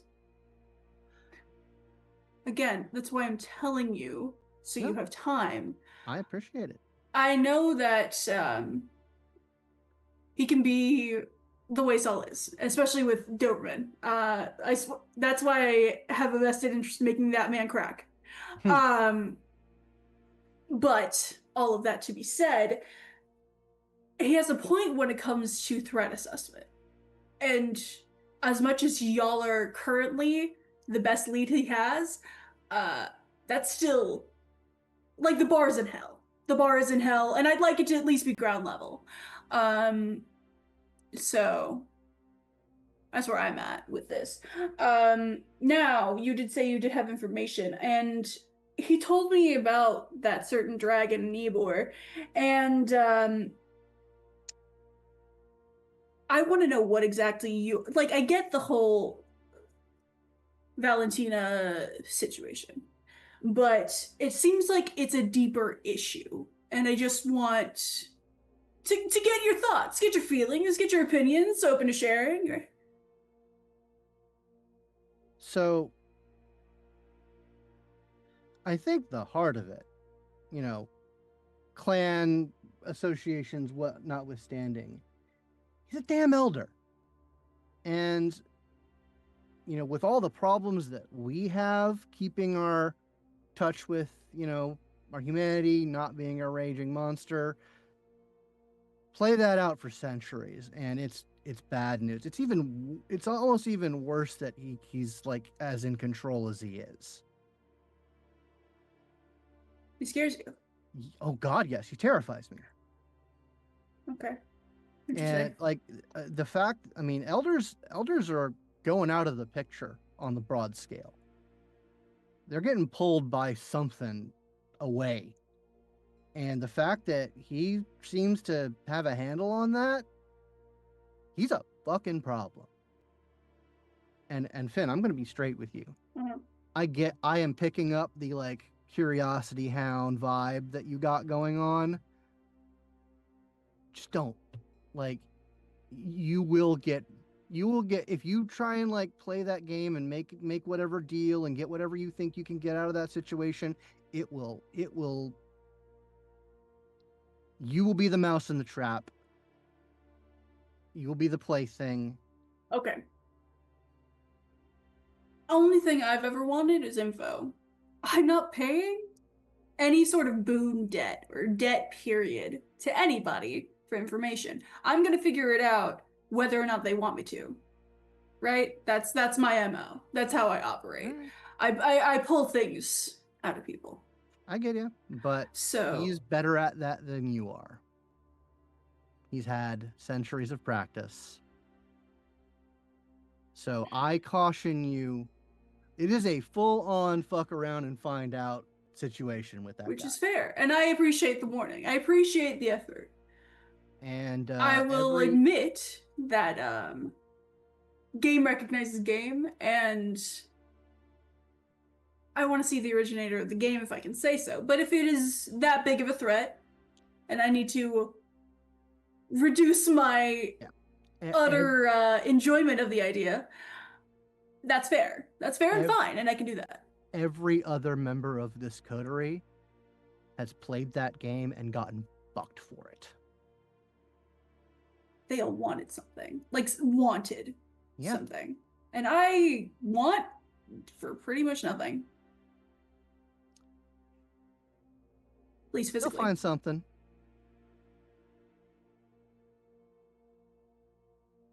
Now I've played the game with him that you're talking about, and I've gotten stuff out of him without it's not impossible, but I'm also pretty sure that he's figured something out about me that he's got to play with. So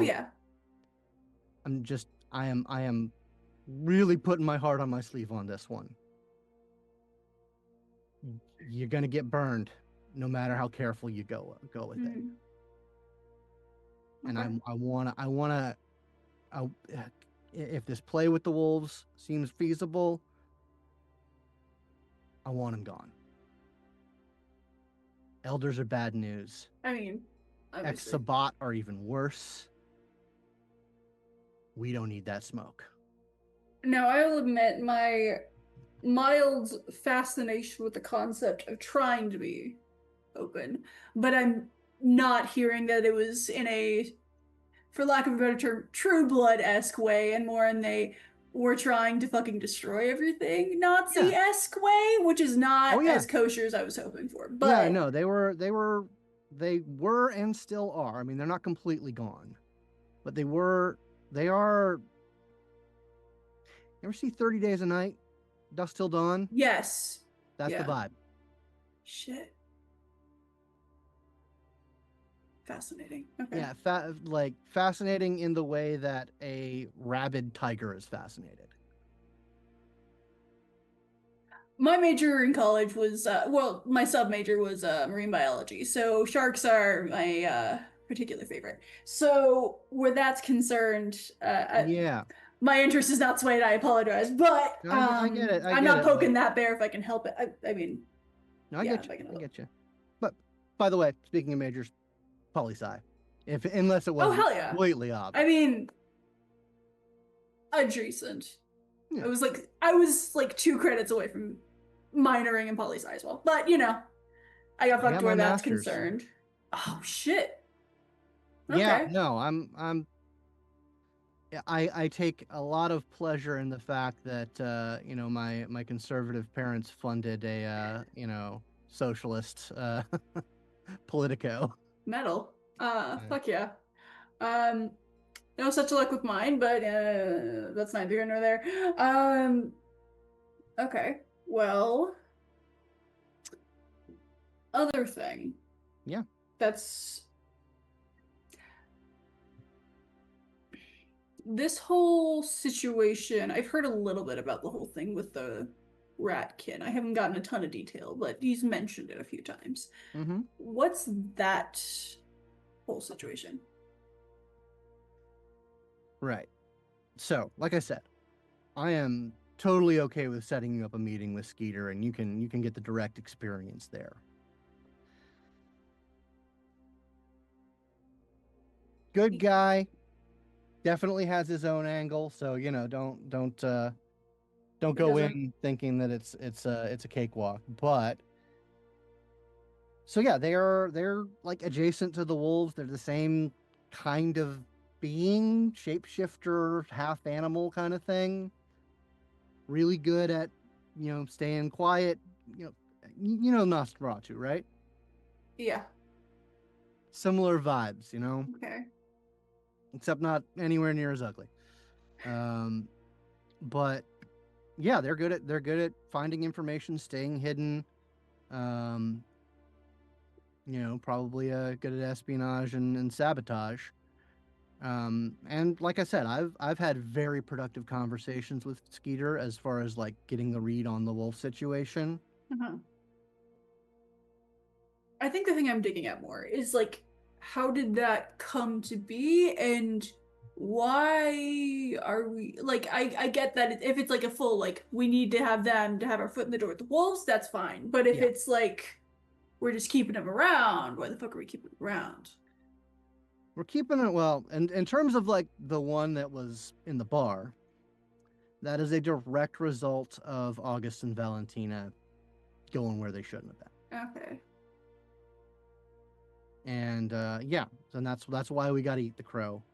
Hopefully, once we resolve the issue with that, hopefully we can get a little bit more privacy. I mean, hey, I don't know if she even made it out of the bar or if she's still tracking us or whatever. They're real good at that. I mean, who can keep eyes on a rat? But yeah, hopefully we can mitigate that shit and have a little bit of more privacy on that. But for the time being, I consider the relationship with Skeeter to be important enough that was something I was willing to give. Okay. Okay, that's fair. He's, like I said, he doesn't seem to share at least the what if he's got the same kind of spiritual religious antipathy towards us. He doesn't show it very well. He at least sees the value in the pragmaticness of it all. And he's really good at Mario Kart. Oh fuck yeah. Yeah. God, I've played Mario Kart forever. Holy shit. Yeah.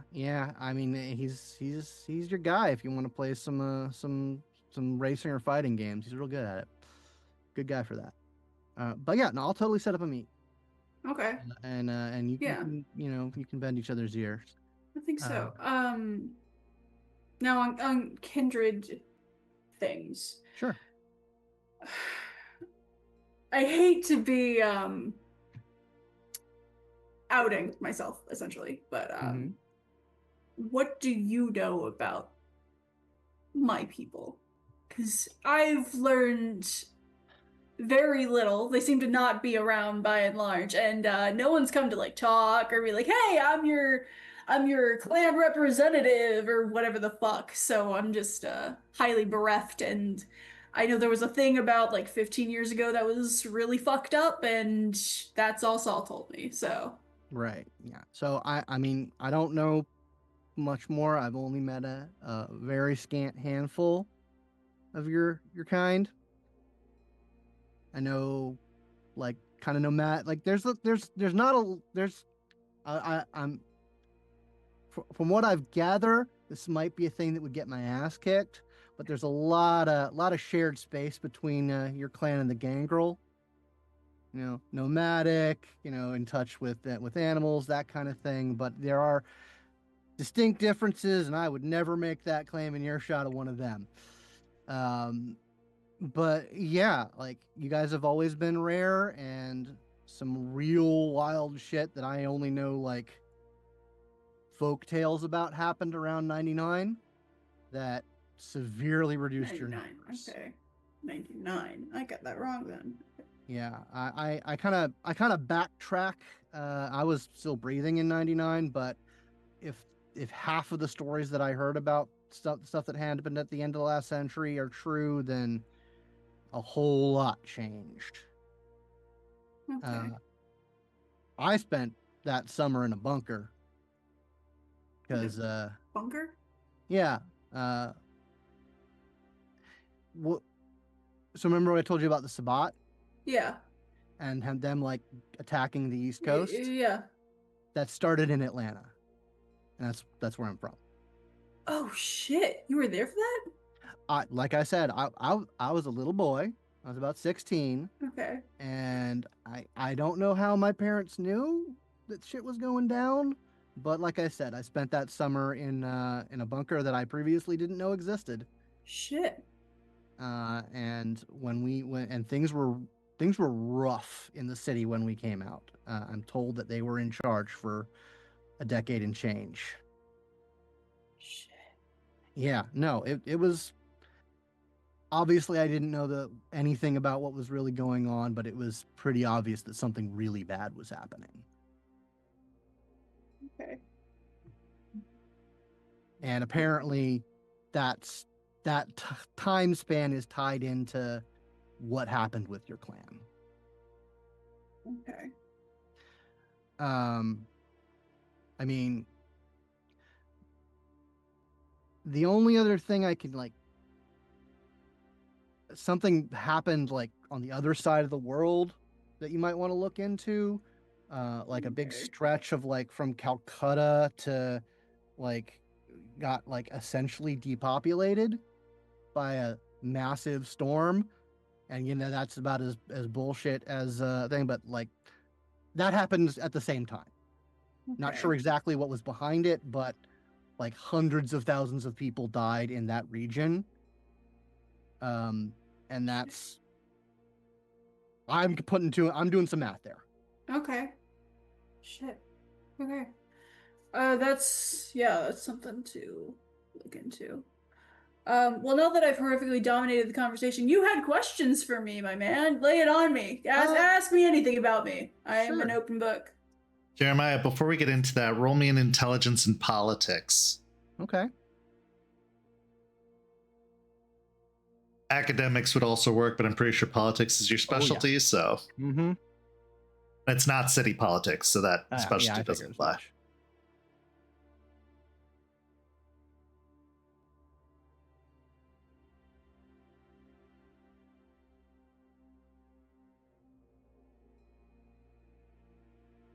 Three successes. You were absolutely right about Atlanta being kind of where it all kicked off, but Miami was also a Sabbat stronghold for a long time, and Miami is only 3 hours away from here. Now it's in the Anarchs' control now, but that's still a recent development in consideration of the grand scheme of things. Yeah.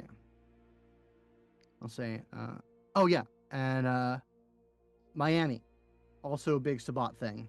It's ours now, but a big stronghold of them. We have another Baron in the area, Sebastian, who came from Miami. Okay. Might want, if you're curious, you might want to ask him. I mean, he's part of the movement, so it's you can have a chat with him if that's your curiosity. I'm sure he'll have plenty to say about them. Okay. But anyway, yeah. Yeah. So this may be like super personal, but and so you can shut me down if you feel the need to. When's your heart stop beating?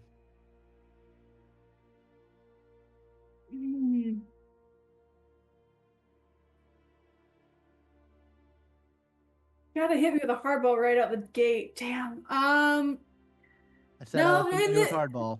in the state of fairness, right? Mm-hmm. I know I make a big show of myself because I'm awesome, but would you believe me if I said October? I mean, I'll believe you because it's what you said, and I don't think. So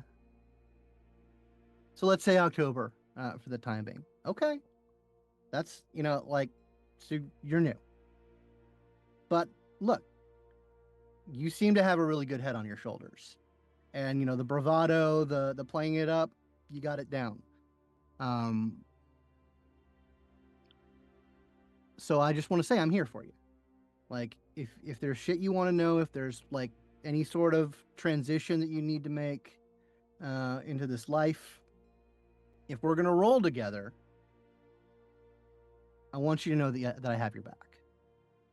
I appreciate that, genuinely. Like, I've been on my own essentially this entire time, so I'm more than self-sufficient where that is concerned. I appreciate the gesture though. Uncle Saul was fairly recent situation I have recently learned about. It's not even, I think it's maybe like 3 months old, maybe, if I'm doing my math right. Sure. I don't remember anymore. Time moves both so fast and so incredibly slow now. Oh, yeah. So, but I'm expecting that to be, forever, when you've been murdered. Yeah. So it's, we're coping. We're moving through it.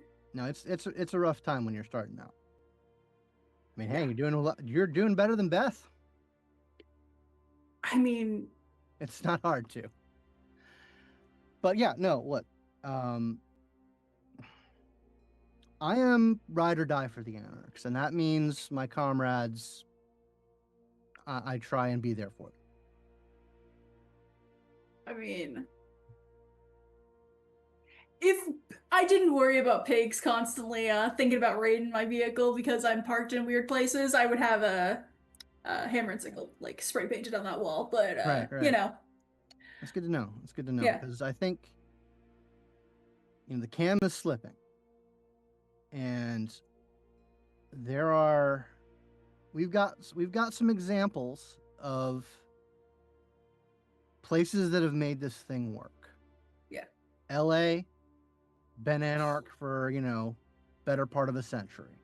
I've heard fantastic things about and I think if we got Miami now. Yeah.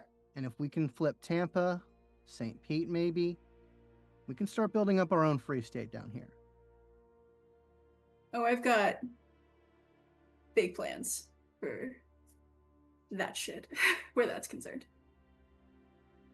Now, my sort of government philosophy is that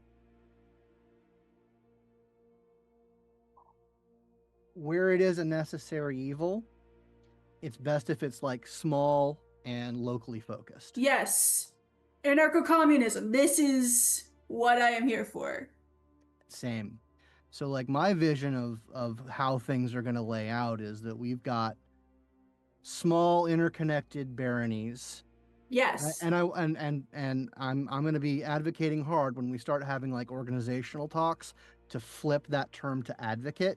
It's kind of a newer term, but I don't fuck truck with feudalism, man. I don't know why. No, like why the fuck? Like, okay, that's been bugging me out, and it's like I feel like it's gonna be gauche or something for me to ask, but it's like, why the fuck are we using that phrase? If we're trying to be a movement of people who are far away from anything the CAM stands for, why the fuck are we using their verbiage?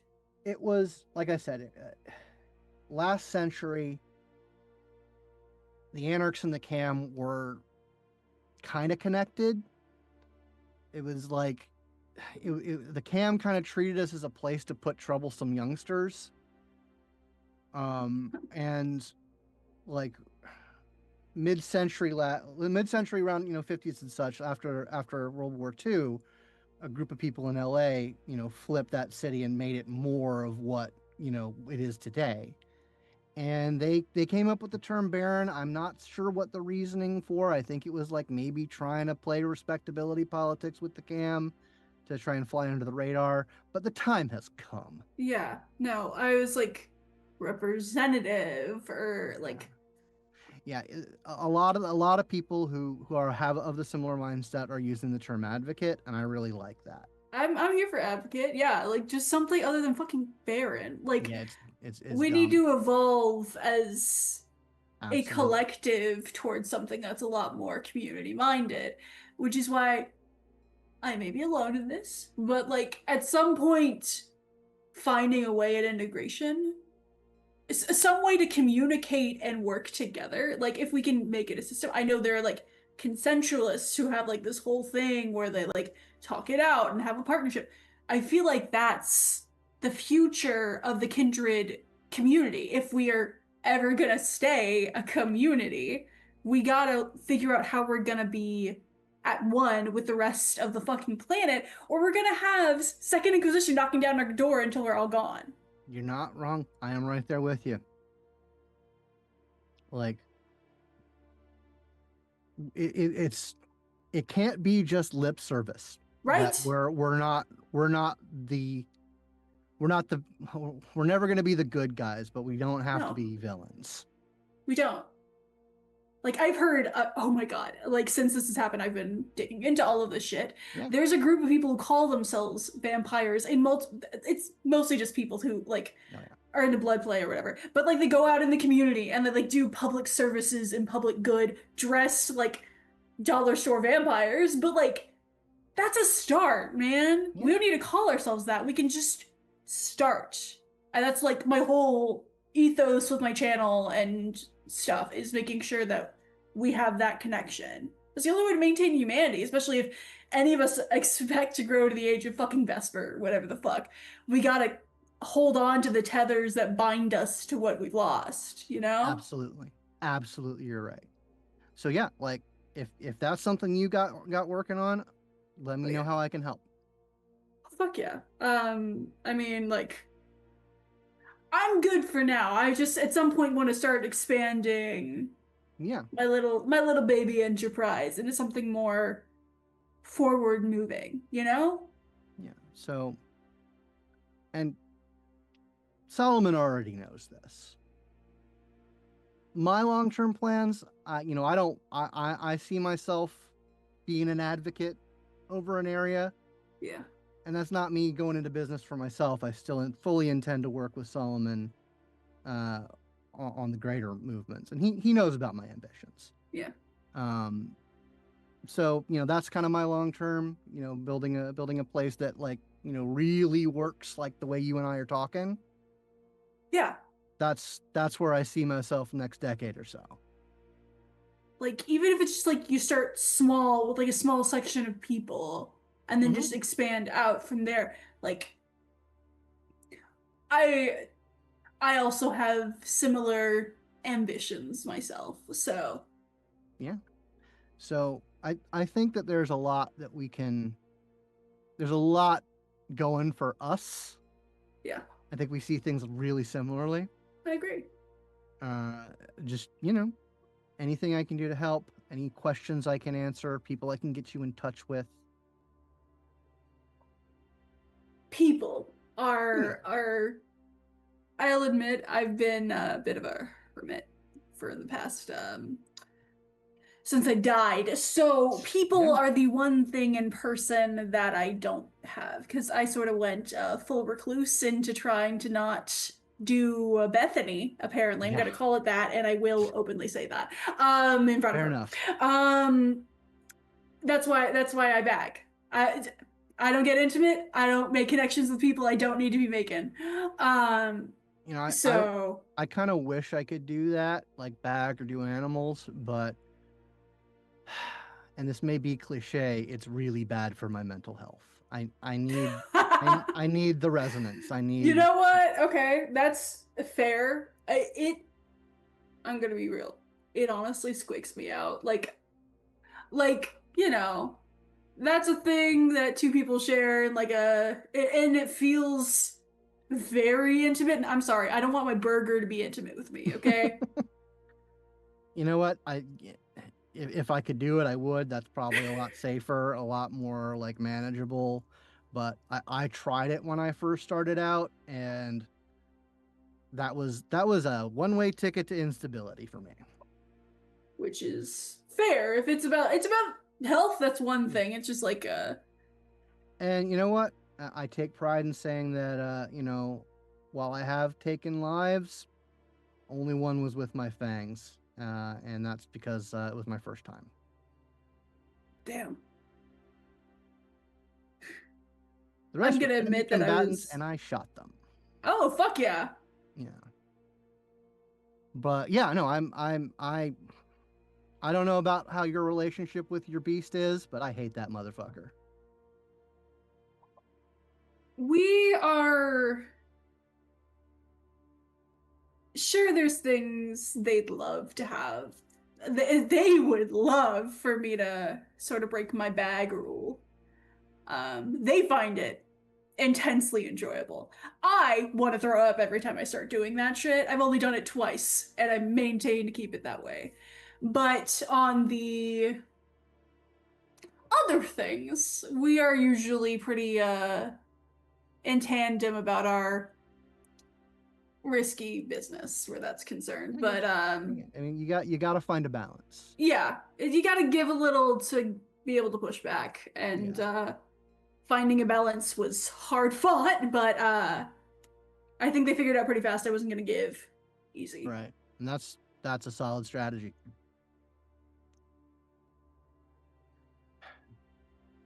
You sure I can't clean up? Like his eyes have been going to the trash. Like You know what, dude? I literally it's a fixture just because I forget it exists until someone points it out. So if you want to have at it, have at it. he like rolls up his sleeves and just goes for it. Jeremiah, give me a wits and awareness as you're digging through the trash.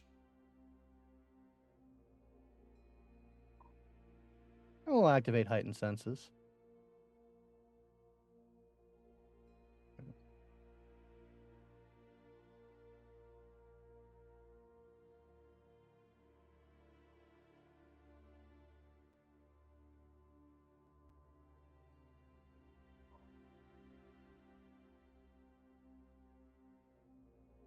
That is a messy critical with 6 successes. Okay. So, as you are going through the trash, as you go to pick up a discarded drive-through bag that's probably been there for at least 6 months, maybe a year, the bag jerks and moves, and as you lift it, you see a honey brown colored rat drop out of the bag onto the floorboard, almost like a golden brown furred rat. But the most notable feature is the nub of a tail that looks burn scarred on the back of them. I'm so sorry. I didn't know I had a weird ass fucking roommate. Let me fuck. I got traps here somewhere. Hold on. No.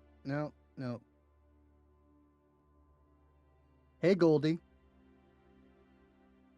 That's Just sits up on its hind legs and actually like winces a little bit as it sits on the tail for a moment.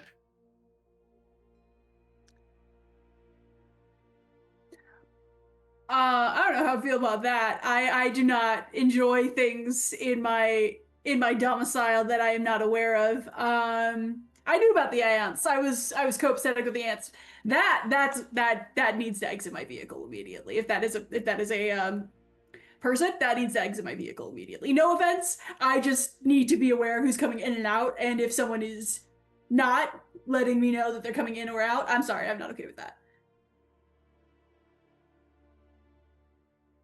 How's about this? You kind of got grandfathered into the deal on this, but I will say I'll head out, and Goldie, if you wouldn't mind, I'll take you with.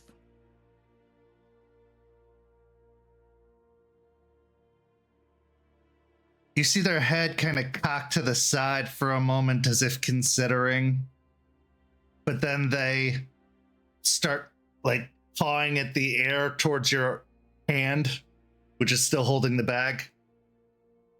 I'll reach it down. They climb up onto your hand and start skittering up your arm until they're sat upon your shoulder. Right. Like I said, it's part of the deal, but I understand how you're feeling, so we're gonna head out. Yeah. No offense. Just this is my space for me that I am sharing, and if I don't know who I'm sharing it with, I'm sorry. That's not kosher. I totally understand. Okay. Well, lovely evening to you, Jeremiah, and we will talk more later with absolutely. less extras. Gotcha. All right. Once again, love the ride. Yep. Thanks for help. Thanks for offering to us for the time being. Gotcha. And we'll head out, rat on shoulder. As you step out of the RV and start making your way over to the car that you've called to pick you up, the rat almost immediately leaps off of your shoulder down to the street and goes skittering off underneath the RV and towards the other sidewalk on the other side. Community. For the last almost 30 years, that's been a very foreign concept to the Ravnos, even before that, truthfully, because when you have a bane like the Ravnos have, a need to keep moving, community is temporary, to be honest. And it was a lot easier when you had a great many more that were like you, that could move with you, move together.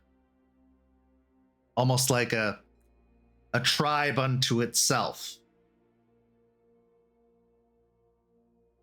But events being what they are, times being what they are, that community, that tribe has shrunk significantly. In one of the most devastating acts known to kindred kind, an entire clan was almost completely eradicated. But like a tick, they can be stubborn. And they've embedded themselves in kindred society, surviving more than thriving. And they just won't go away.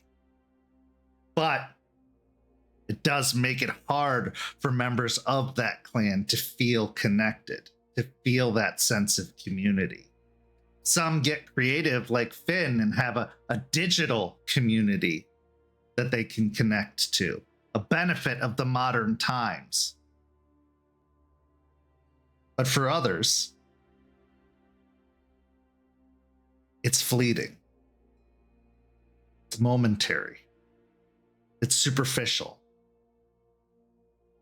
And that, more than anything, is what the beast thrives on. That feeling of being alone, that feeling of being detached. that slow drain of humanity. This is where we go to break. We'll be back in just a few minutes with the second half of tonight's story.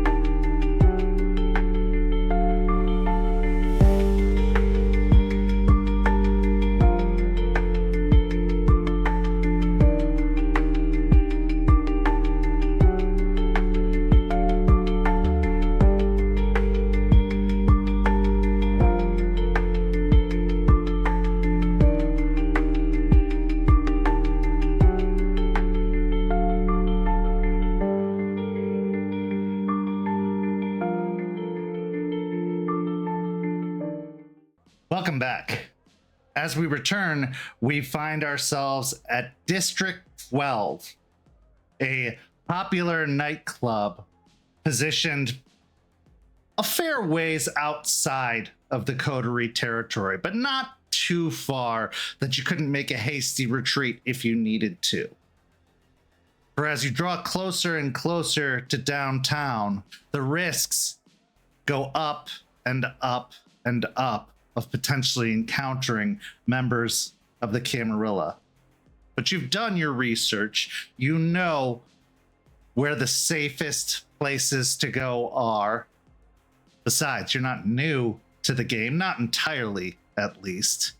District 12 seems like the perfect spot to let loose, to be in a crowd, in a sea of people, to maybe feel human for just a moment.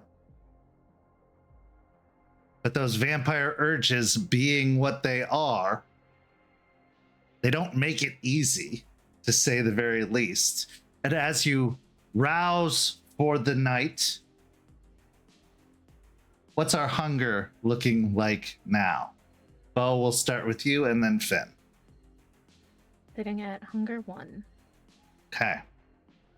That feeling of being full that you've held on to for almost a week, maybe more, slowly draining away as that pit starts to form in your stomach, that cloying need for vitae, but it's manageable.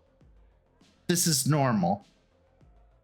But man, did it feel so good to be full, at least for a short while. And beyond that, full on vampire blood, which is the sweetest, most potent blood there is. On top of that, your sire's blood. But that's neither here nor there. Finn, how are you looking hunger-wise? I am still sitting at a happy 2. Okay. So as you arrive at the nightclub, as you find yourself amongst the flashing lights and pounding bass, you have a small private table that you've arranged using what celebrity you have, Beau, and Finn's connections and ability to do most of the technological work that this group needs. You're sat at the corner booth, privately stowed away, almost like in a VIP area. You can see the sea of people down on the dance floor. You can smell the sweat coming off of their skin, the sound of their voices talking, creating a nice dull roar when intermixed with the music and the pounding bass to allow you a little bit of privacy, a little bit of room, maybe even some space for your very own. So as you sit at the booth, just the two of you, the scene is yours. Thanks for helping me set this little shindig up. I thought you might need, well, a little pick-me-up is an understatement, but this is a good start at least. That and I want to, see what an actual toreador was like in the closest to an element I can imagine. So Get me on a stage and that's my element. okay.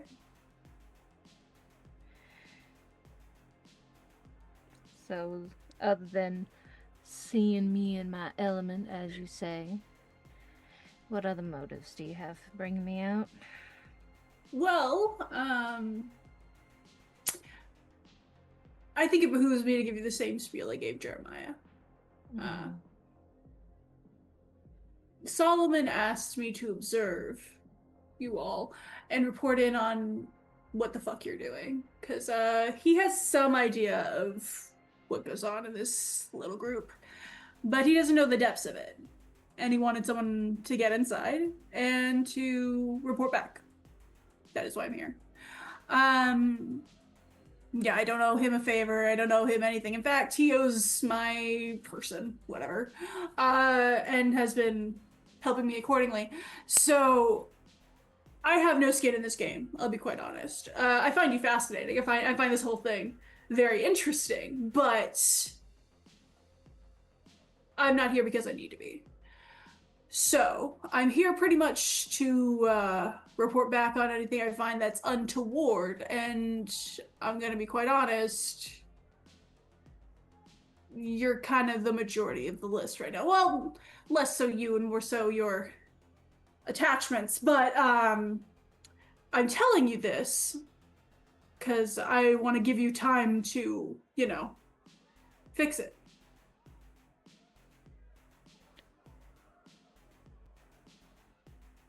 And how do you propose fix it, as you say?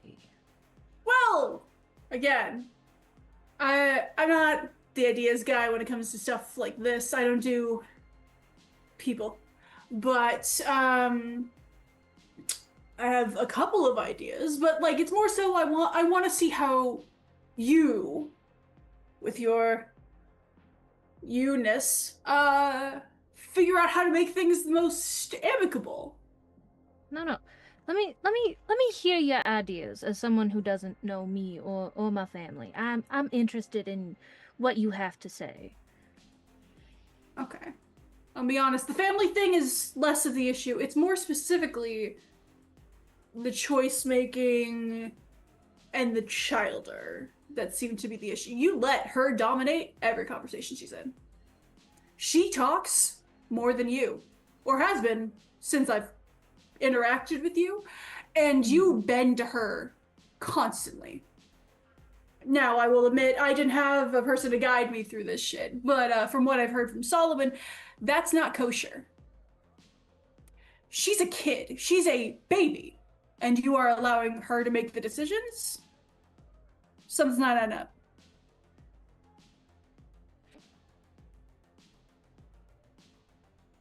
There is history there. And I'll leave it at that.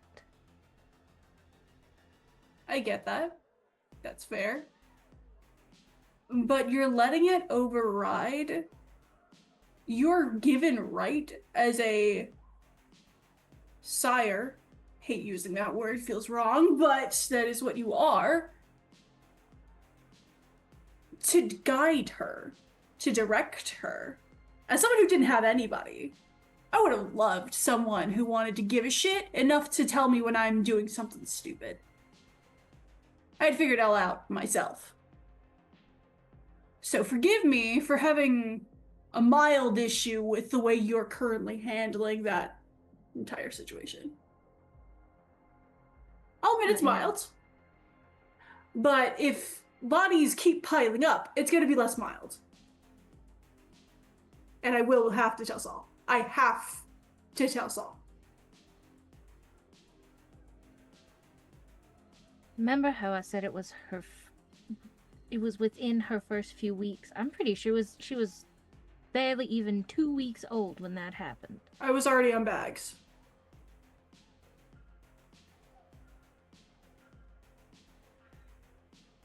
Accidents happen when you first formed. Usually. She's learned, and I'm making sure that she doesn't make that same mistake again. That display she gave in my RV says quite the opposite. She was bold and brazen. Now, I'm all about being bold and brazen, right? That's my whole MO. But there's a time and a place. And when two people who are, technically speaking, your betters are talking to you and you're just openly flagrant about your dirty deeds, I'm sorry. That's a problem. That's gonna get you, or all of us, found out and killed. And I'm sorry. I didn't want to be here doing any of this, so I'd like to extend what unlife I've had for as long as I possibly can.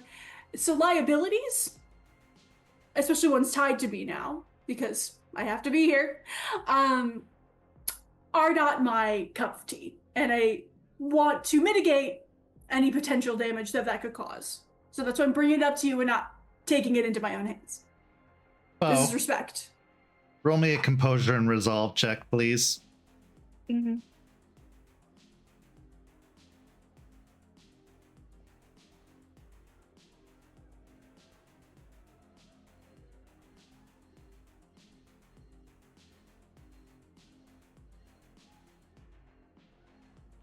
Three successes. You can feel that cage that you've kept the beast in so well for this past week start to rattle and shake as the beast lashes against the bars. Who does this whelp think they are? They're gonna talk about their betters, and they've barely scratched out an unlife themselves. Who are they to tell us what to do?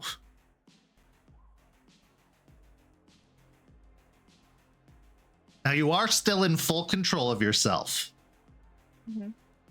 but you can feel the anger rising You can feel the absolute insult of the words coming out of who? This stranger?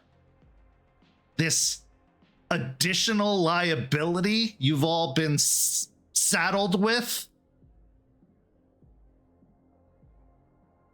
What do they know about loyalty and family and struggle?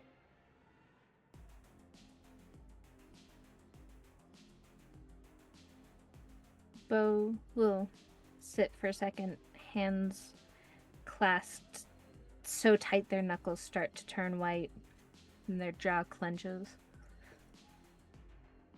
I suggest that you stop talking about shit you don't know about. Like I said, I'm just trying to let you know so you can fix it. Because otherwise I have to tell Saul and he's going to do a lot worse than I would in the situation. I'm trying to show you the respect of giving you fair warning before someone else decides you've done a bad job. So I apologize if I've hit a nerve. That was not my intention. It was entirely just to make sure you knew the gravity of the situation. I'm not here to fuck around. Okay? You think I don't understand the gravity of the situation? No, honestly, I don't. I was... Ooh.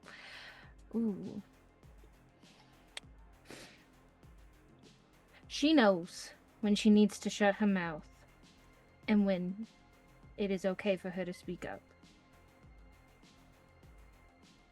Now, you can lie to yourself, but don't lie to me that way. Like, come on. Did you see the way she acted? Oh, I've done a million things.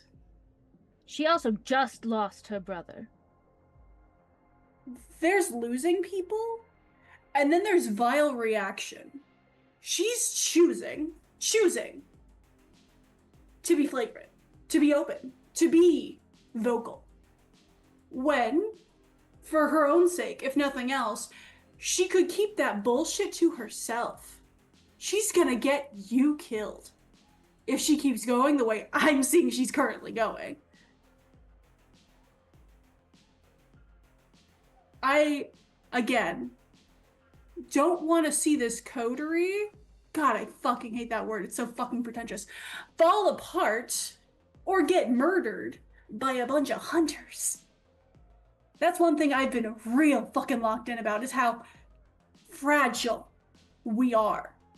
Everyone walks around like we're this big thing. No, there are fucking werewolves and ghosts and hunters who want to kill us. We are not the god kings of fucking whatever. We are just another step on the totem pole, and there are still people who are after us every day. And she doesn't clearly understand that.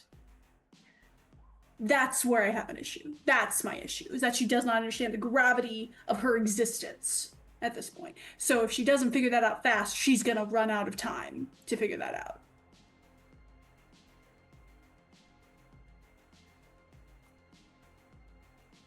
But that's all I want to say about that. Well, that's concerned. Other things. Where that is concerned, on the opposite end, I do want to help if I am able with whatever is going on with your dad, if I heard that correctly. Y'all were incredibly vague. But if someone needs to be cloak and dagger about things, that's my area of expertise. I know how to get in and out of places easily and erase traces of anyone from any, at least machinery.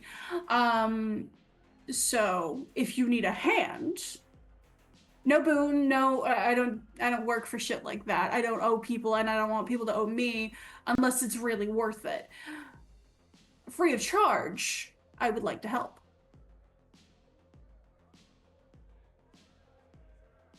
You're talking about taking a bonded individual from the Nosferatu Seneschal who has his own hit team.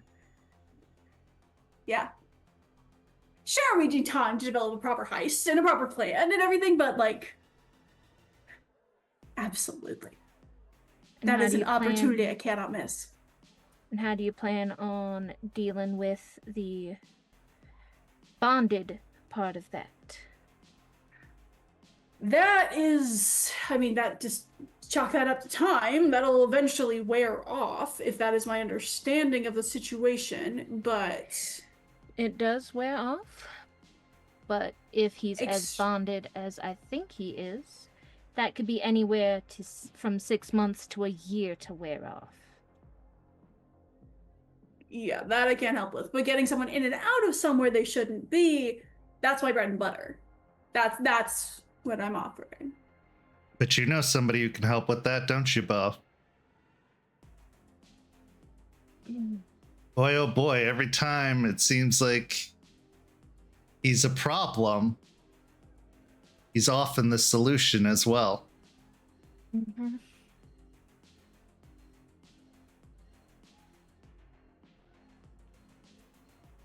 We can revisit this later when we have a better idea of what we're dealing with and we don't have other things on the table. Uh-huh. Okay. Offers extended. If you don't want my help, that's a completely different conversation, but like, it's not that I don't want the help.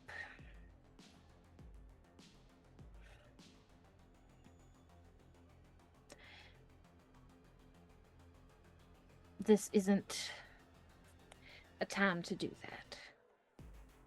We have other things to deal with. And we need to plan properly.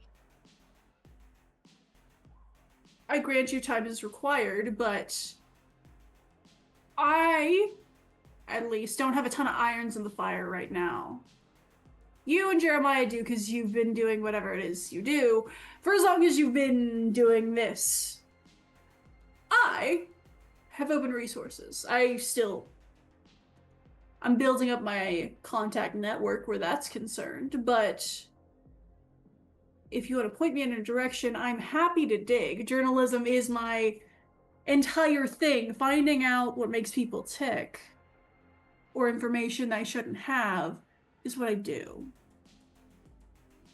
So if you want me to get started on something, I can. If you want to really just wash your hands of it and work on it later and when you have the energy for it or whatever, that's fine.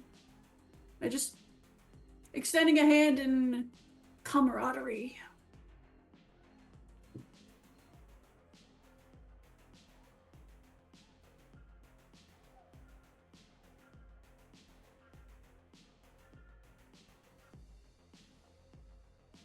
For the sake of my already increasingly dwindling mental state, let's revisit it later.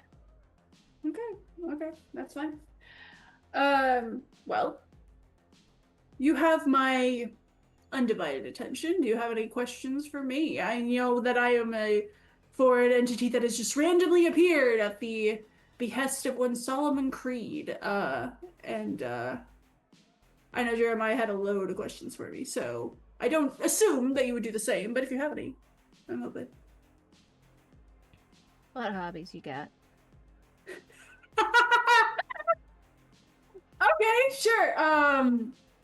I paddleboard. I stream Subnautica when I'm not actively telling people the news on my little side of the internet. I have a fascination with sharks and especially whale sharks. Oh, they're so beautiful. And seals, creatures of the marine persuasion.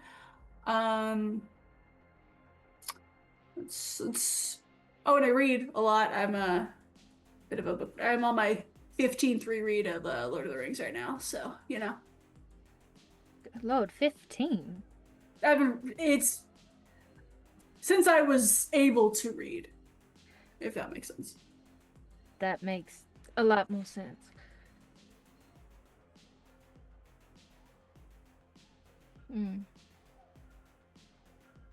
Most of my questions are more of the basic slumber party-esque questions. Nothing. Okay, I'm down. Load me up.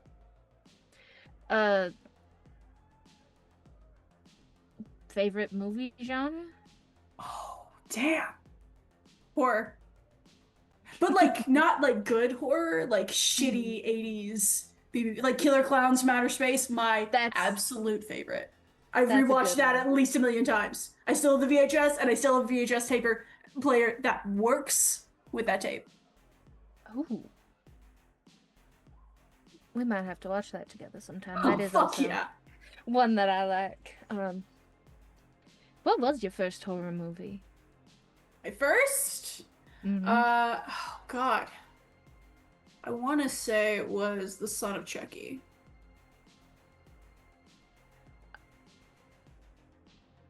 I don't think that's one that I've seen. Yeah. And that's when I had to Can- sneak too, so. Can a doll have a child? It was a whole soul movement thing. It actually helped me figure out that I was not binary. It's a whole thing. Congrats. I mean, it's a thing. Fair enough. If you're curious, it's gonna sound cliche, but Children of the Corn was my first one. Really? Mm-hmm. My brother snuck me out to his friend's house, and he watched it. I'm pretty sure he was trying to use it to get me to behave and do what Ma told us to, but didn't work for him. I'll admit I was only child, so I was watched like a hawk. I wasn't allowed to do anything until I left home. So it's a newer fascination. But Middle of 5? Jesus Christ. Yeah, and only technically middle because I was born only a few minutes earlier than Beth.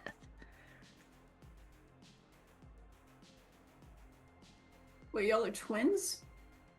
Yeah.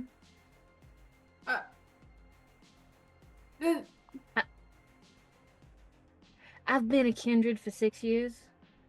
Oh, okay. Is Yeah. this...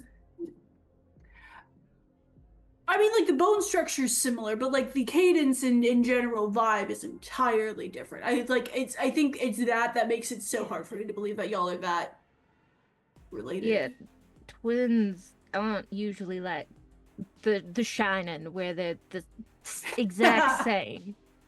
No, but, like, you know.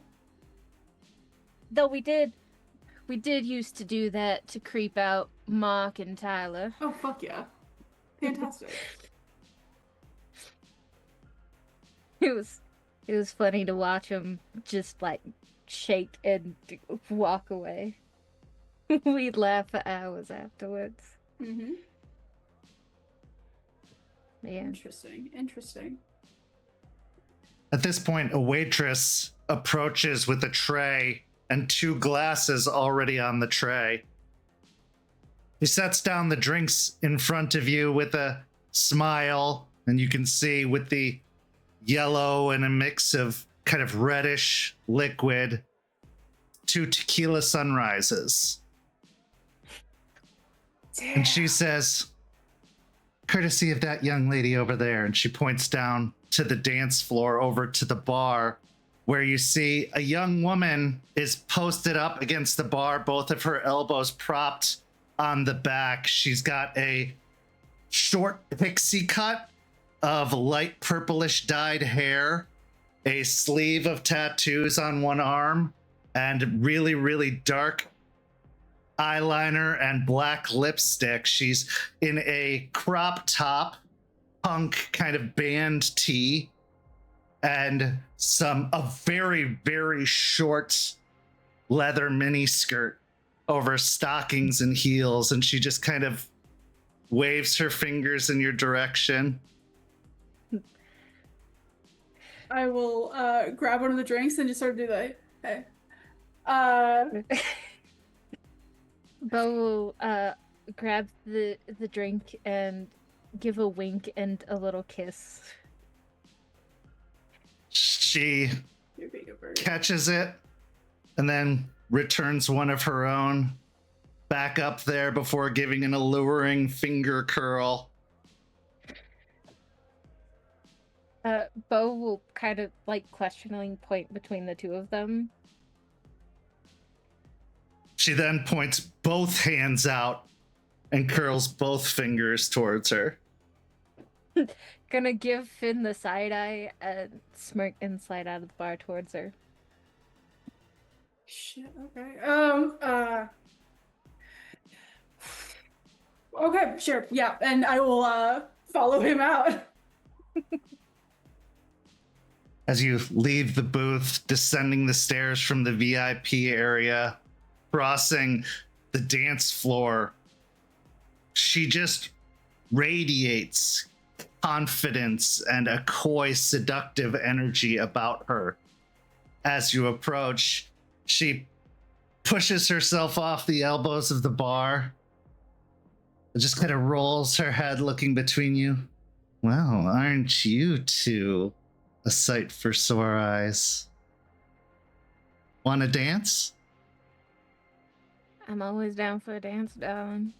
Yeah, this one needs a little lightening up. He's been too serious for too long, and I will push him forward. Oh, I think you'll find I have enough to offer for both of you. Victoria, she says as she extends a hand. Beau will take the hand and kiss the back of her knuckles. Nice to meet you, Victoria. You can call me Jean. Jean, you just radiate Southern hospitality. Do you think you'll be hospitable to me tonight? I think so. We'll just see about that. And you? Finn. Nice to make your acquaintance, madame. Finn. Yeah. Well, shall we? And she starts sauntering out towards the dance floor, hips swaying to and fro.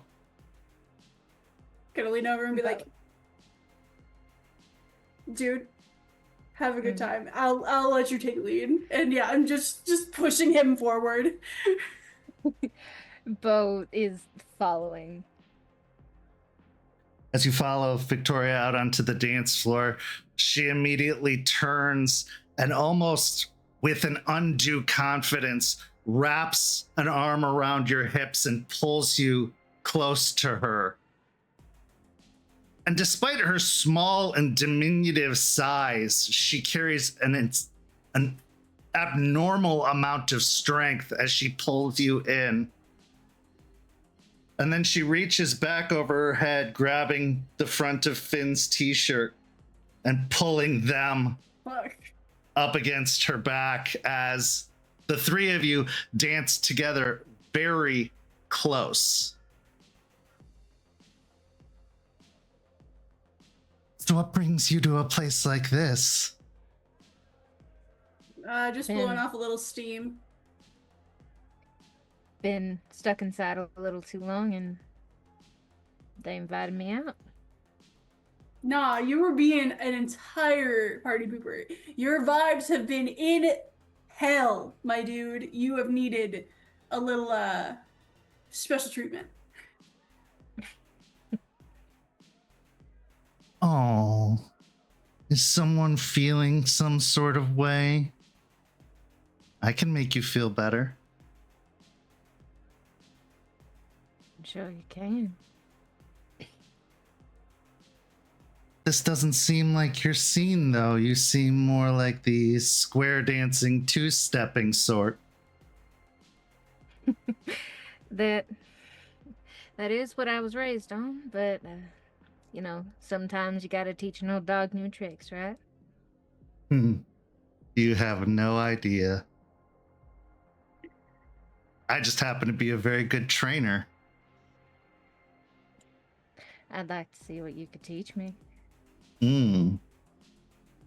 She leans in very close to you, and then you feel her tongue just start to crawl up along your neck, up to your ear. And she whispers, I can make you purr. That you can, darling. That you can.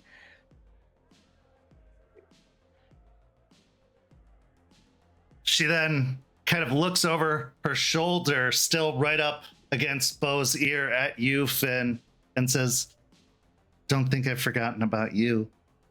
No. Have all of him you want. I don't sideways tango anymore, but I appreciate, trust me, I deeply appreciate the offer. Well, that's good, because I prefer it doggy style.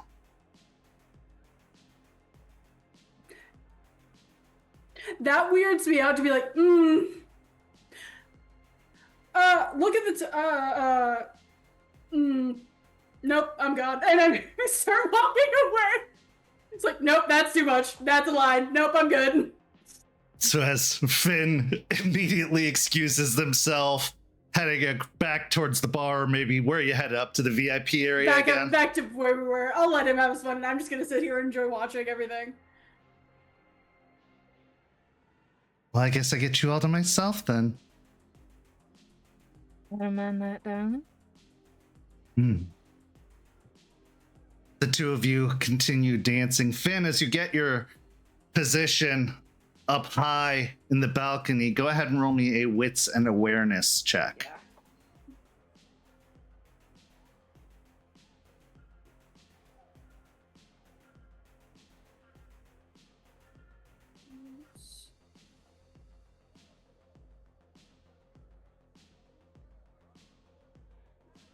4 successes. 4 successes. Okay. As you're regrouping yourself after this very forward encounter, you go to look down on the dance floor and scope out the crowd. And while it's a sea and a mass of bodies, something catches your eye.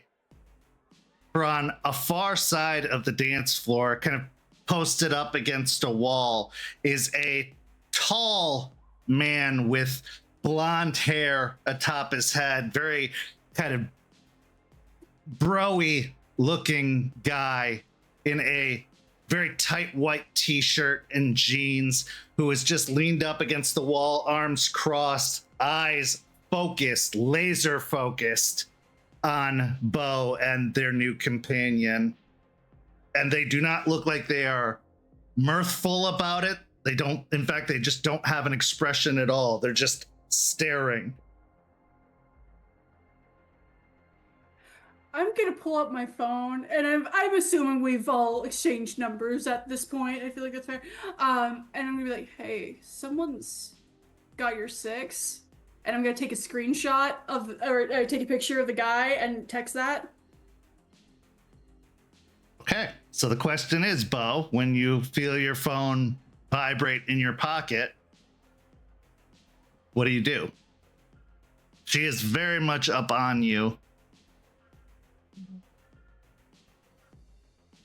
I don't think Beau pays it any mind, and is just focused on dancing with her. After a few songs of dancing, she grabs your collar and says, why don't we take this somewhere a little more private? Oh, what are you thinking? Well, I'm not trashy enough to say a bathroom stall, but I saw a fairly clean-looking alley near here. Beau will lean in and tilt her chin up with the crook of his finger. Darling, you deserve better than an alleyway. Oh, what you have in mind? I know a little motel nearby. My treat. Let's go then. All right. And she turns and just keeps a hand on your collar as she leads you towards the doorway of the club. Now, Finn, watching this, you see this woman, Victoria, start leading Beau away.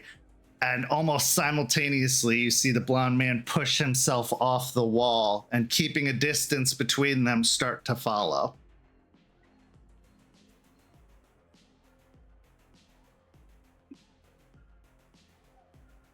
I'm gonna go down and sort of tail him out. If I don't know what the range on chemistry is, but if in any way I can make it look like two heads are going the opposite direction that look very similar, I'd like to. Okay, so let's take a look at chemistry really quick.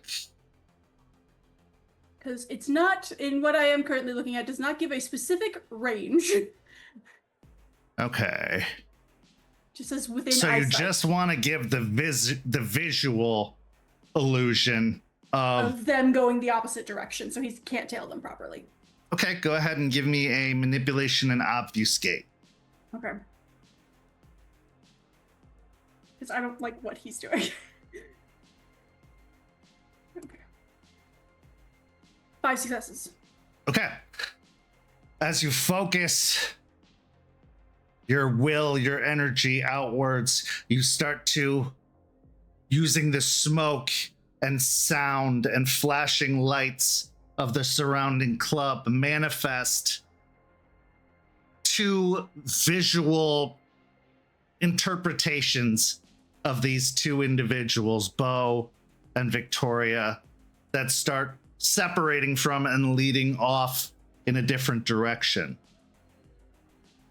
You see the man furrow his brow, but continue to follow, this time breaking off and following after your illusions as they head off in a different direction.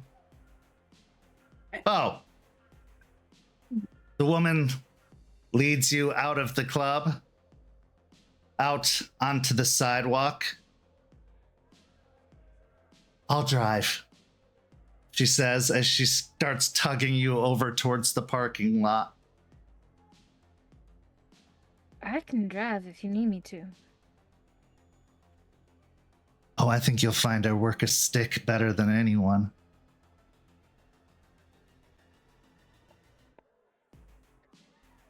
My wits inside that. Yeah.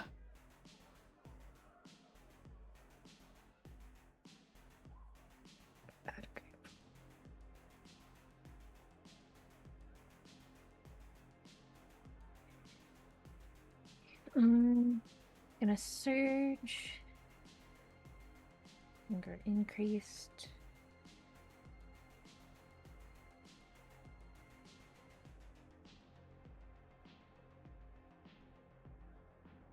Okay, that's 3 successes.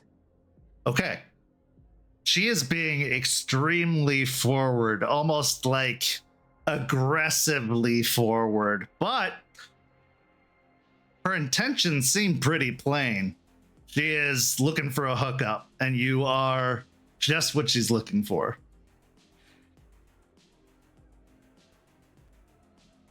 All right.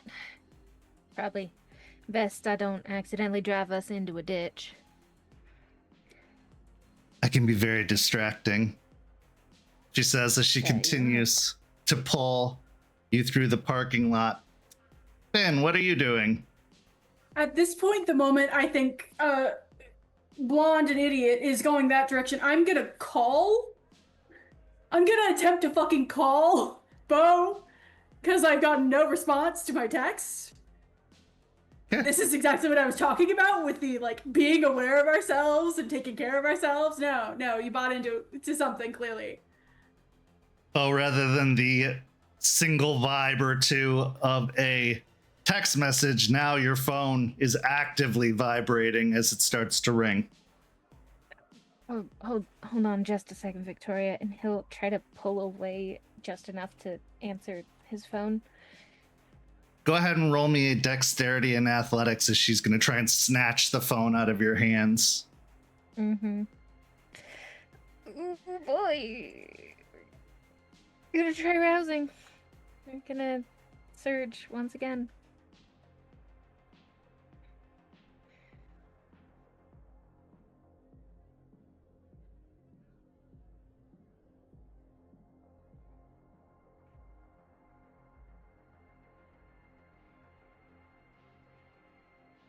That is a 1. That is 1 success. Okay, as she scoops the phone out of your hand, she says, you're all mine tonight. And she sends the call to voicemail. Besides, what's the emergency? I'm worried it might have been my sister. No, it said Finn. I think they're getting jealous.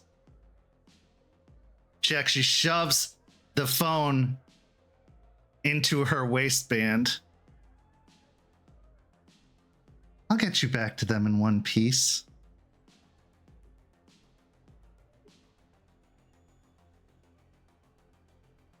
Do you promise?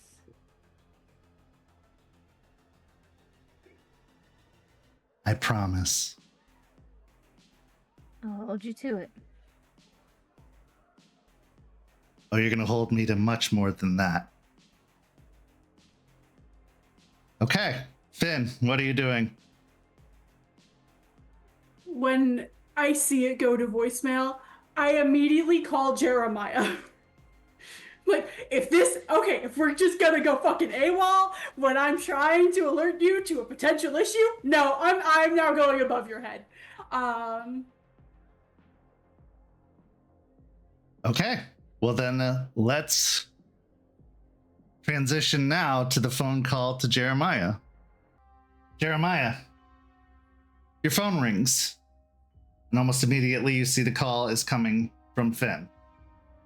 What would Jeremiah be doing at a moment like this? Typical evening, couple days later. He, I think, probably is doing his rounds, like touching base with the local anarchs, just like, you know, getting the who needs what kind of mutual aid connection. So he's probably in transit between one gang and another. Okay. Well, your phone rings. You can see it's Finn calling. I'll pick it up, put it to my ear. Hey, Bo just got taken.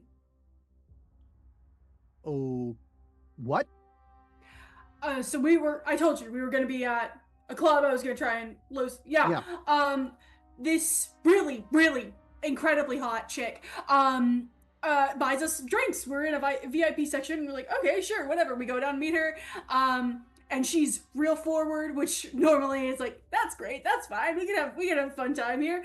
And then she pulls us both over to start dancing, and then I get creeped out because she's getting a little too forward for my liking. I go back upstairs and I see another man staring directly at Beau and this person on the dance floor. I have pictures. I immediately text him the pictures I've taken. Specific, like, no mirth, no amount of joy, not holding a drink, not waiting for anything, not in a sort of like, this is a fun threesome thing way, in a very, this is me scoping something out way. I was able to distract him, but they are gone. And he decided not to pick up his phone or to look at any of my texts warning him about any of the things I was seeing from my eagle eye position. No, he decided to ignore all of that. So I don't think this is just a fun little hookup. I am thinking this is a problem. Damn it, Beau, I know it's new, but you can't let that thing lead you around. Okay. I'm gonna head that way, but it's gonna take me some time. You gotta intercept. You gotta get her out before they get to set a second location. I guess I'll do what I can, but I can't guarantee a lot. I got at least the trail off their tail, so we'll see how I can do. I just wanted to let you know that Beau's gone AWOL. Yeah, so. no, I'll tap the driver and tell him to head to the club. Yeah. Now, traffic in Tampa being what it is, especially around this time of night, it's probably going to take you at least a good 20 minutes to get there. And that's on the short end, considering I rolled and you're lucky enough to be somewhat close, not super close, but somewhat close. But yeah, it's going to take at least 20 minutes for you to get there. Okay. I will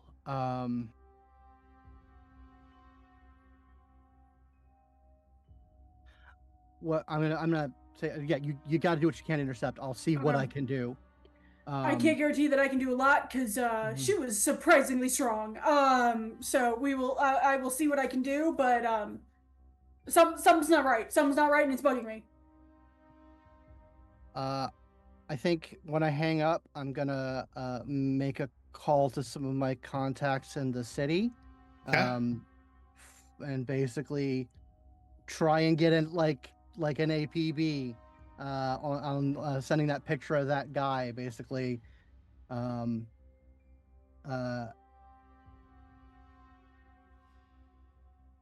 just basically like say that there's like, you know, human trafficking in progress, kind of thing.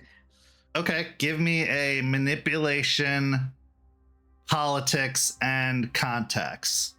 Okay. They do influence. Sure.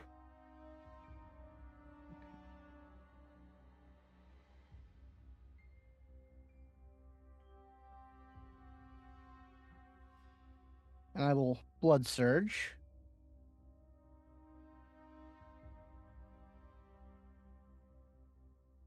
Do not get hungrier.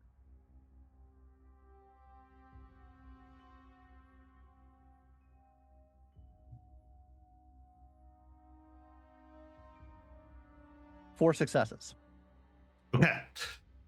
Yeah, they say they'll get that going as quickly as they possibly can. Especially with talk of human trafficking, they are very, very eager to hop on that. So you put out the call and they say they're getting to it. Meanwhile, Beau, you are led into a parking garage. And eventually, Victoria turns and pulls you in for a deep, long kiss. Mm-hmm. Then you feel yourself slammed back against a concrete guardrail and lifted up off of your feet by this tiny woman. Why do they always taste like death?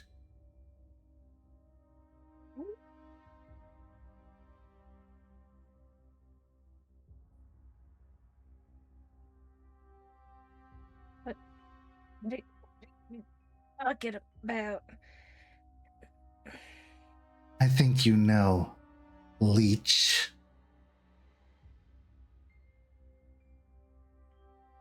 I guess I'm gonna have to break my promise of returning you in one piece, but don't worry. Your friend will be joining you shortly. And you can feel the grip tighten around your throat, pressing in. Now, thankfully, you don't have any need to breathe. But if you did, this would be very, very uncomfortable. Go ahead and take a point of superficial damage.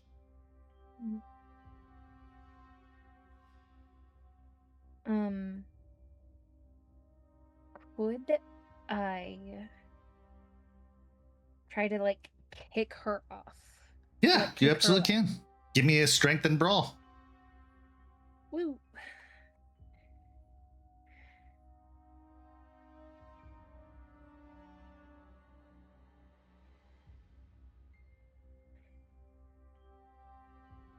I will power that.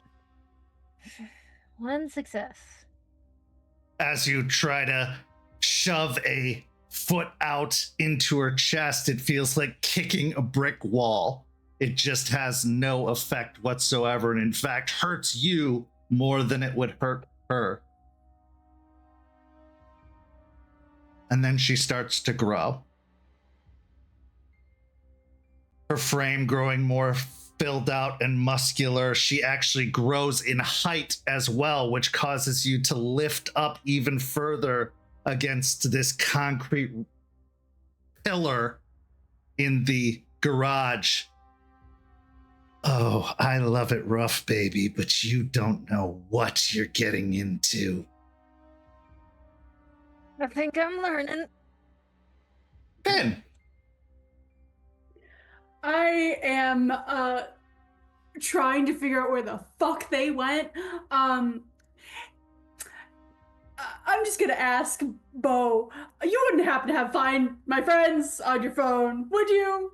That wouldn't be a thing you would have. No. It would. It would? Then I'm fucking tech decking this shit. I'm like pulling out, like I am immediately, and then triangulating that specific location, sending that to whoever needs to know the location of what is currently happening. Wits and technology then. Okay.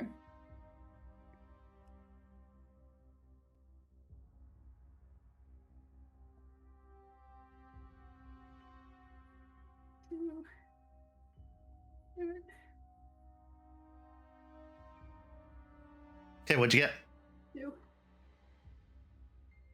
You are getting a very vague signal. There is nothing that is going to be super precise about it at this moment. Now, what you can do is try and roll me a wits and survival to see, based off of their path, where they may have been heading. Worth a shot. It's not my strong suit. Okay, let's try this out.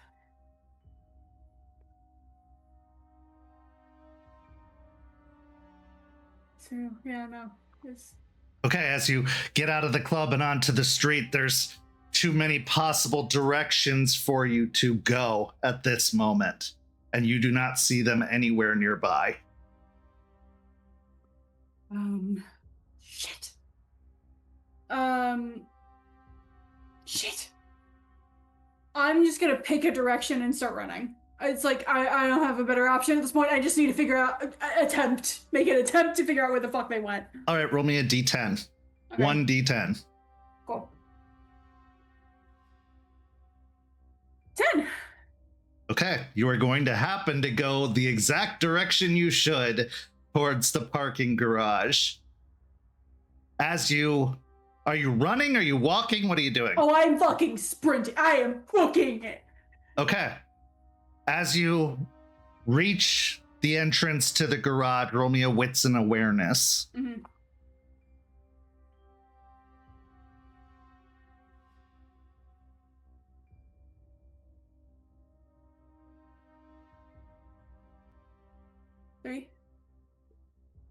Down at the far end of the garage, you see a hulking figure of a woman, much bigger than the diminutive size that she had borne before, hoisting the entire form of Beau up against the pillar. I'm immediately taking pictures and sending them to Jeremiah with the GPS address. He's like, just got really bad. Oh, it's so bad. Oh, God, it's very bad. At that point, then you feel someone grab your collar from behind. And I pull out my gun! Okay, roll me a dexterity and athletics to try and pull out your gun without getting immediately disarmed. Why you always stay strapped?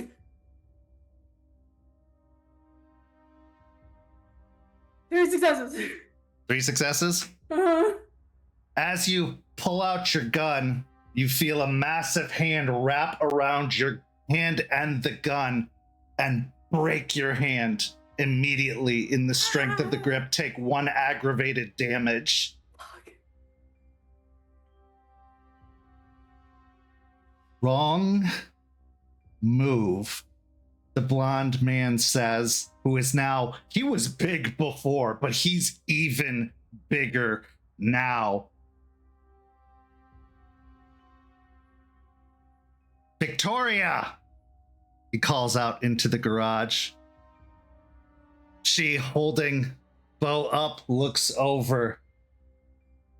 Ah, I knew it was going to be a group activity. And she slams Beau back against the pillar once again. Beau, roll me let's make it stamina and athletics.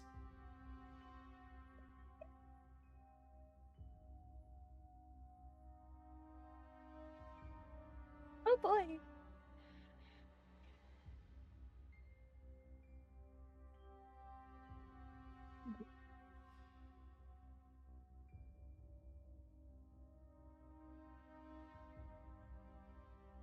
That's one success. Okay, you are going to take 3 points of superficial damage as you are jammed against the wall. That is already halved, by the way, as you are slammed against and you hear the concrete crack behind you.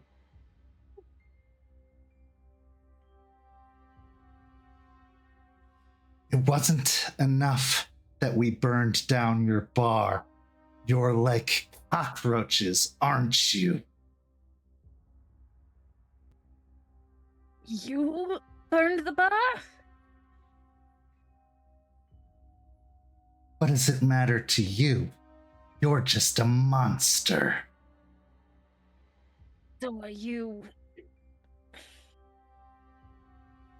Finn, still held by the collar and the hand, which is now broken, grasping onto the pistol, Kyle starts to drag you across the parking lot towards Victoria and Beau. If I may, Okay. I'd like to try and sort of dislocate what's left of my hand to slip out and to remove the shirt in sort of fluid, like, fuck all of this movement. Okay. Let's make it a dexterity and athletics then. However, Okay. I'm going to say you are at a -1 as you are currently grappled. Okay.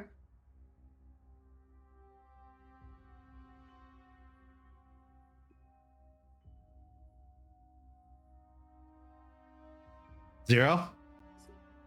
Okay. You try to wriggle, but you just feel the grasp tighten around the back of your neck instead of just your collar. And you can feel it squeeze on your already aching, pained hand.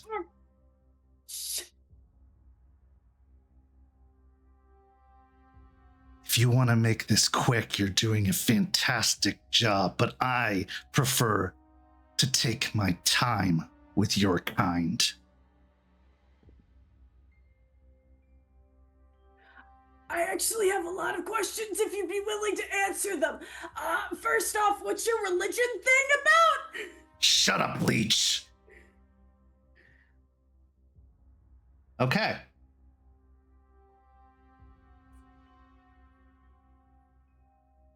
Jeremiah, you receive the message from Finn. You can see a massive hulking woman, it seems, holding Beau up against a pillar. But it's kind of shadowy and hard to really make out all the fine details of it. But you can at least tell that much. Now, what I need you to do is roll me 4 regular dice.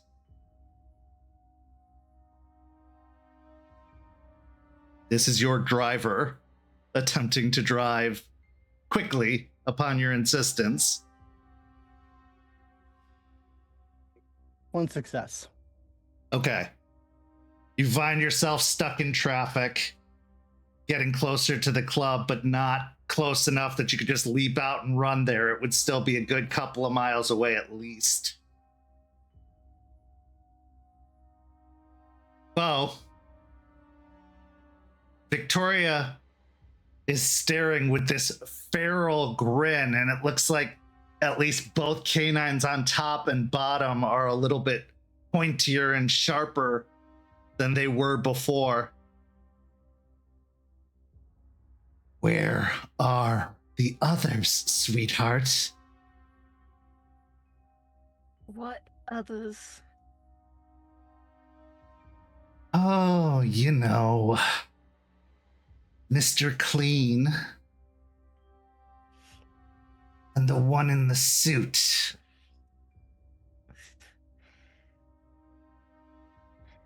No one knows where the fuck Suit Man is. And Miss Clean. I ain't telling you. Give me a manipulation and subterfuge. You could probably guess where Doberman is. He's probably with Solomon, and you know where Solomon's operation is, so you could at least give a lead.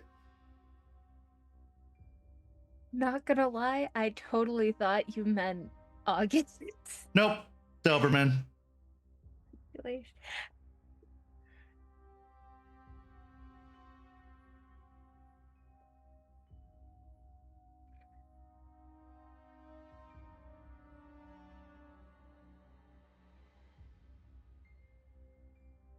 One success. Okay. She pulls you back off of the pillar and just slams you into it again. Go ahead and roll me that stamina and athletics again. I will search this one.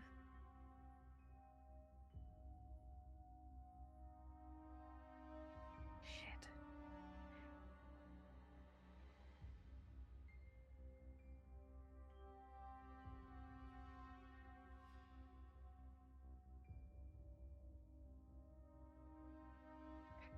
Two successes.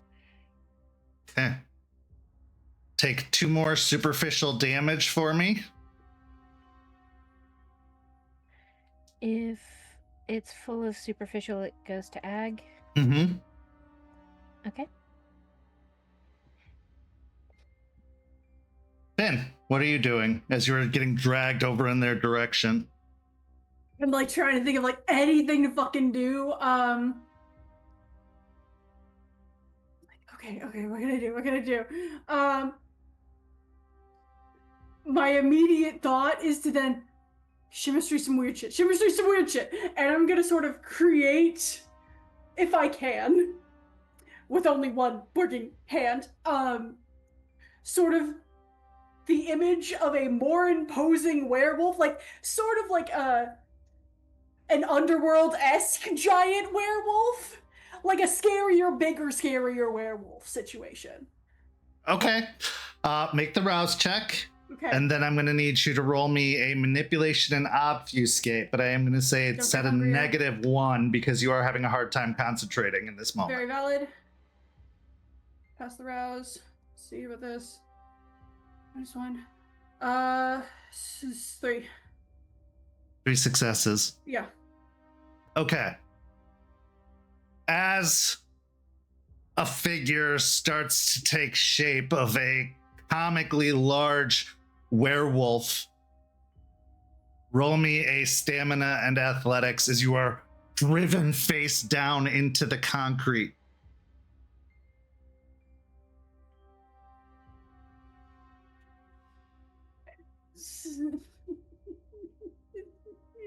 Zero successes? Okay, you are going to take 4 points of superficial damage as you are smashed down into the concrete of the parking garage, the brick and rock shattering beneath your face as it is just bloodied immediately against the ground.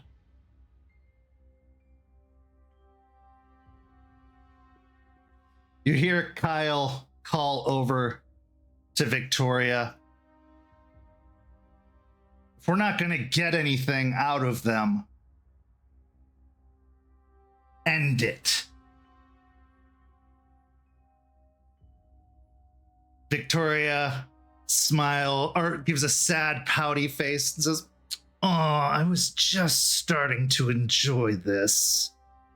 But if you're not going to tell me anything, I guess we'll just have to do it the old-fashioned way."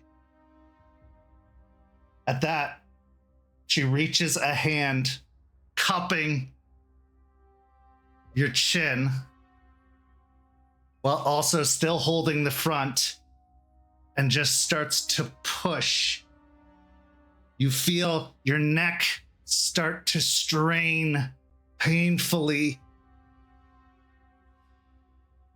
And then the parking garage becomes a wash of blue and red flashing lights. Beau, you are immediately dropped to the ground. And Finn, you are left face down in the pavement, but you feel the weight of the hands gripping you release. get you next time, you fucking tick. And you hear the sounds of feet rushing off as police cruisers pull into the parking lot, lights flashing. You have a choice, both of you. You can stay and get talked to by the police, or you can run. But considering the extent of things that have happened here, considering the extent of damage that you've taken, it will probably require further investigation and taking to a hospital against whether you like it or not.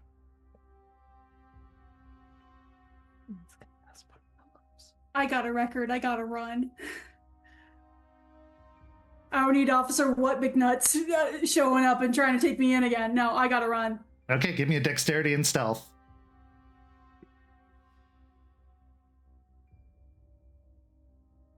Oh, she still has my phone, doesn't she? Mm-hmm. Damn. Or Yeah.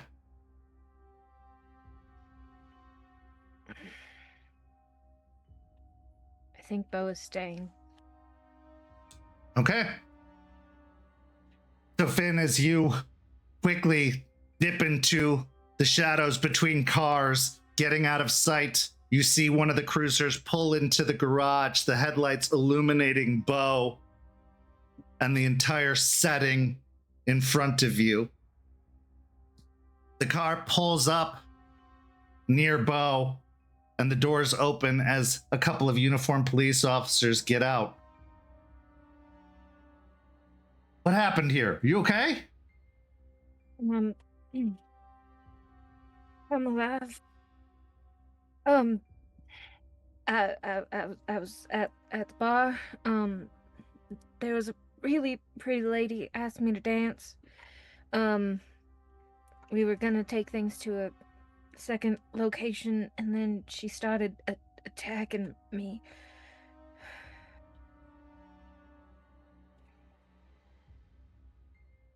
Attacking you? Yeah. She was a lot stronger than she looked. All right, you got a description? Yeah, and he'll give the description of Victoria. Okay.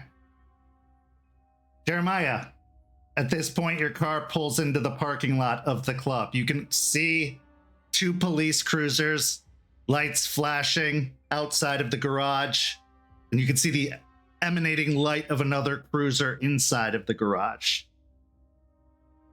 What would you like to do? I will have the driver stop, and I'll basically tell him to be on the lookout for Finn and Beau, to basically let them in the car. And I'm gonna try and see if I can see either of them. Okay, roll me a wits and awareness.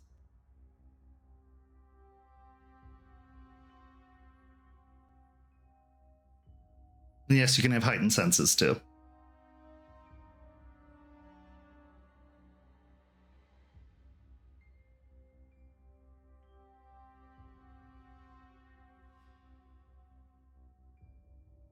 Seven success with a critical. Not only do you see Beau being questioned by a uniformed police officer, you also see Finn kind of skulking and lurking between some cars nearby, clearly out of sight of the police officer. I will like wave my hand, like try and get Finn's attention and point to the car. Finn, give me a wits and awareness.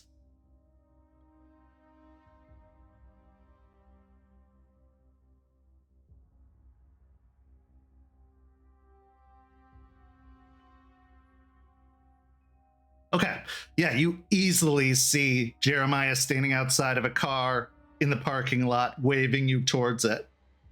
yeah, I'm sprinting as much as my fucked up body can stand, and I will immediately get in the car and just collapse. Okay. Jeremiah, what are you doing? I will approach where I see Beau is, and like with like a combination of like confidence but also like non-hostility, walk up and talk to the cop that's talking to her. Okay, what is your intention? My intention is to get his attention quickly enough so that I can mesmerize him. Okay, I won't even make you roll for it. Yeah, you're able to get his attention as he looks over in your direction. What is your bidding? He is an unprepared mortal, so it goes off without a hitch. I'll basically say,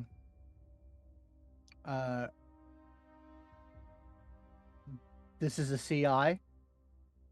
Can't have them in the system. It'll threaten an investigation. I'll take him. Okay. Yeah, they release Beau into your custody without a question.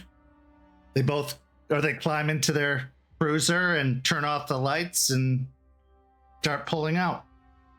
You see the other cruisers also back out after a few moments and drive away, leaving two fairly broken kindred and Jeremiah to clean up the mess. I will yeah, go ahead. Put hand around Beau, lead him to the car very quickly. And once everyone's in, get the hell out of here. As you head off into the night, having had your first werewolf encounter, it just shows you how much of a threat they can be. But you didn't leave empty-handed, because Victoria said, "We thought that burning down your bar would do the job." This could make the next meeting with werewolves very, very interesting. We now transition to our final scene of the evening. It's about 4 days after the incident that happened at the nightclub. Beau, you have healed your wounds for the most part, although you are still feeling banged up for sure, having not had a physical encounter of that magnitude, at least not in a long while. One thing you can say is that werewolves are very strong, and a fight with them is unforgettable, though it's really hard to call it a fight at the moment. But there is other business, as always, for the kindred, because there is an outstanding debt to be paid. Now, you've asked Jeremiah to assist in this debt by creating a kindred to be delivered to Vesper, so that you are not in his debt. This meeting takes place at a pretty run-down motel room. Now, Jeremiah, you've been putting in work over the past few weeks, finding a potential, well, scapegoat, I suppose, someone to do you a favor in return for a favor, something political, and you just happened to find a sucker by the name of Mickey. Now, Mickey is a Nosferatu who has bandages all around their face to obscure their very hideous features. And after getting them a little pull of taking care of some traffic tickets, as well as, getting them out of the system, as it were, they have agreed to do you this solid for the movement. Now, you've also put in the legwork to find someone from the local prison to be that child. And having had them delivered, making sure that they are still chained up, wrists and ankles, this is where our scene begins, as you are all gathered in this dingy motel room. Mickey is pacing anxiously on the other side of the room near the bathroom, kind of pacing back and forth. He's got the white bandage tape all around his head, except for the exposing of one eye and his mouth, which is filled with jagged, janky teeth. Are you sure about this? This seems like I mean, I owe you, but this is a big deal. It is. It is. And I want to make you understand what I've done for you already. That's just the start. You're gonna have. If the cam finds out about this, it's my head. I know. It's gonna go away. I can't go into the details of what this is about, but it's pretty vital for the movement. It's gonna stay under the radar. Give me a charisma and persuasion. Okay. I'm going to rouse for this.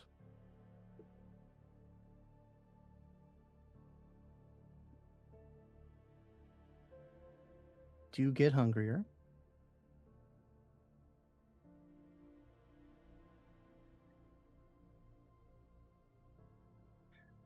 May I add my status?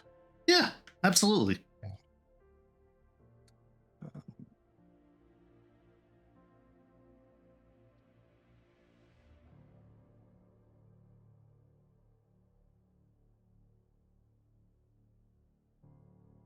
Three successes. Okay, if you're sure. I'm sure. What about him? Is he gonna tell? He says, pointing at Beau. I ain't gonna tell. My lips are tightly sealed. All right. It's just this, right? I'm not expected to stick around or do anything. Not your responsibility. We just need you to make the change. Okay. And I'll say, this guy,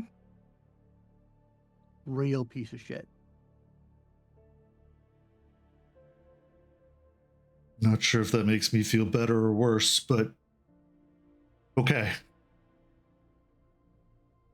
He approaches the man who is laid out on the motel bed and is still struggling against the shackles as much as possible, but even more so as Mickey approaches, opening that maw of jagged teeth before burying it in his neck. The man lets out a scream, but that scream becomes a gurgle almost immediately before they fade, their life force leaving them.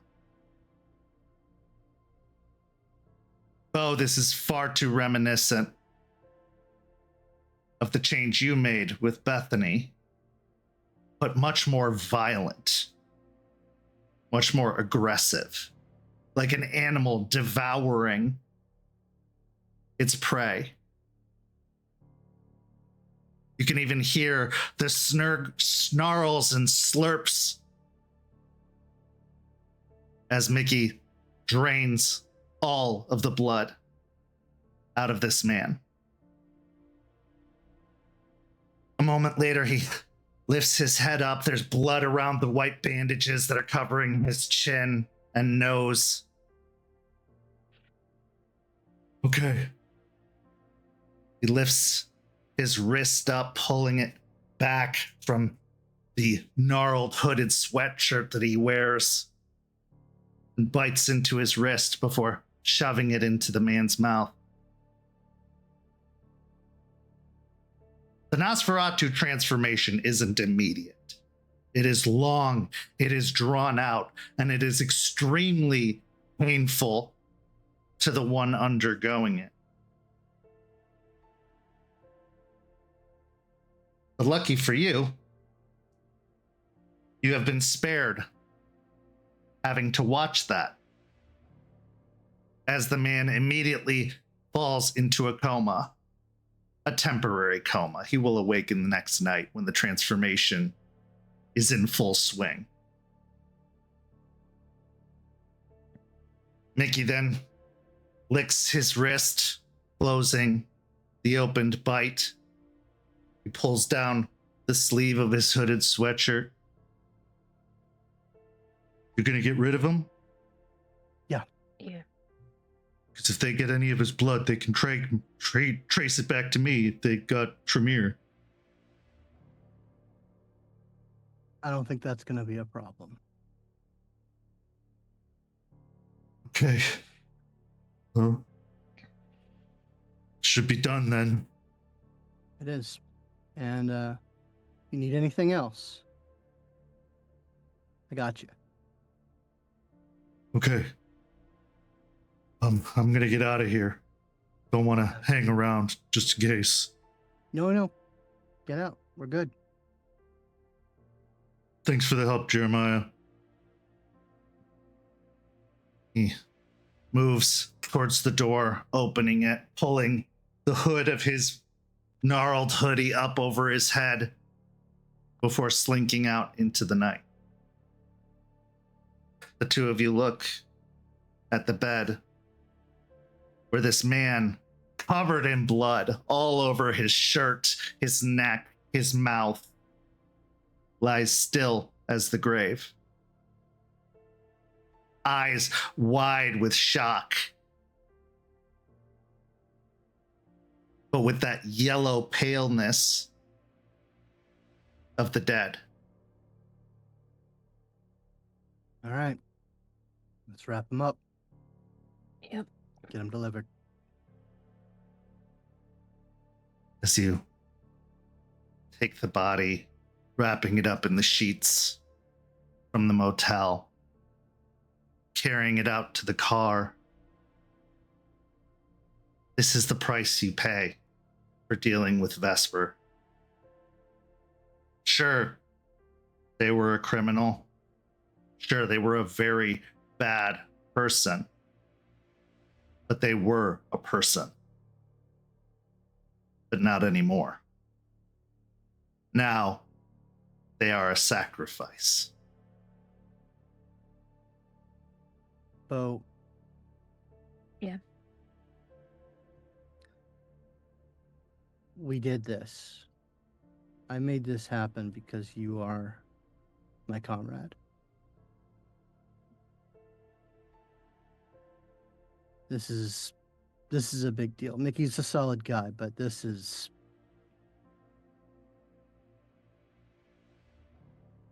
I want you to promise me that you're done with Vesper. I am. We can't do this again. We can't fall into his fucking trap. I know.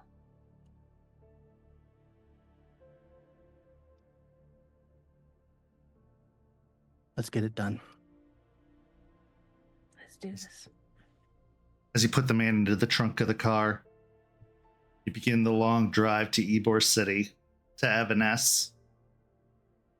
Pull around back to the loading dock, having given Vesper notice that a debt is about to be paid off.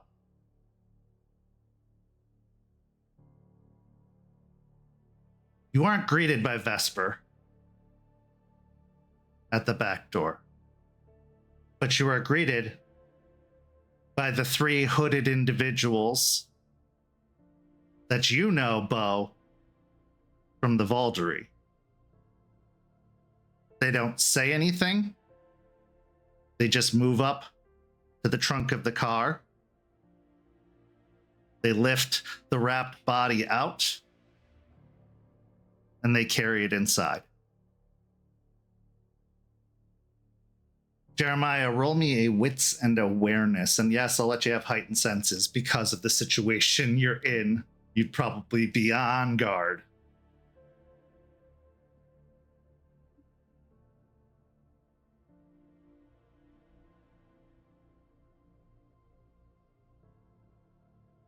Four successes. You're not able to make out any features. The hoods are pulled so far, so deep, that the faces are obscured. And while the robes are baggy, taking away any idea of obvious form, what you can tell is that there are 3 figures, all of them slender, but 2 of them bearing feminine shapes.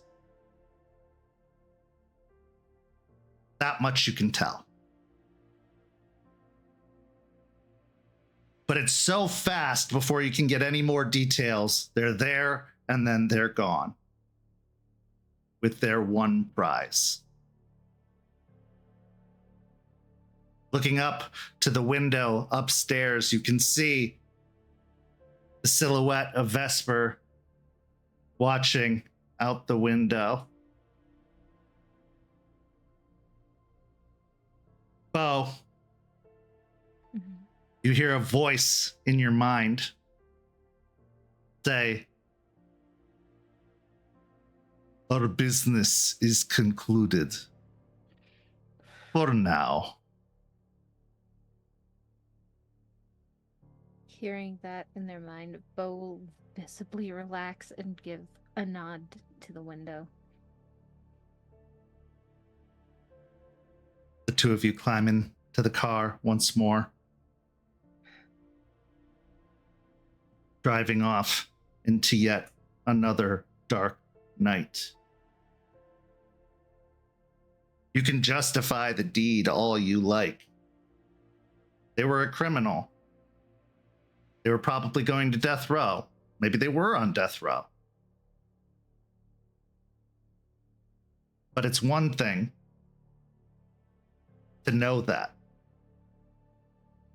It's another thing to be their executioner, to subject them to a horror unknown to most mortals. That man will die. Of that you're sure. He'll die again. In a painful, lasting display. Because you can get more than one meal out of a kindred if you keep them around long enough. And Vesper seems like the type that keeps them around. Since such food is difficult to come by. And when you're an elder, it's all you can eat.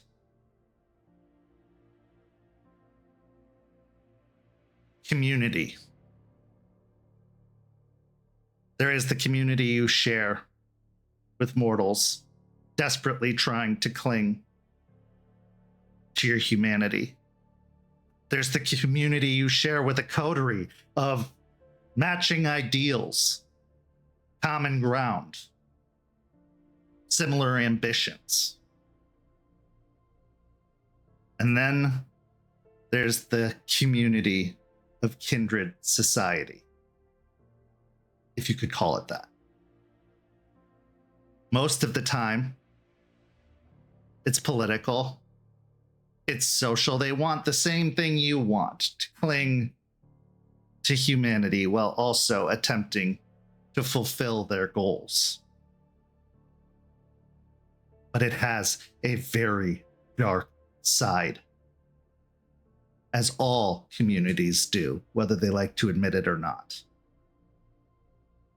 Usually it's the skeletons in the closet you don't see, the secrets of one's past. Unfortunately, in kindred society, all too often are those skeletons on full display. Terrifying, haunting, monstrous.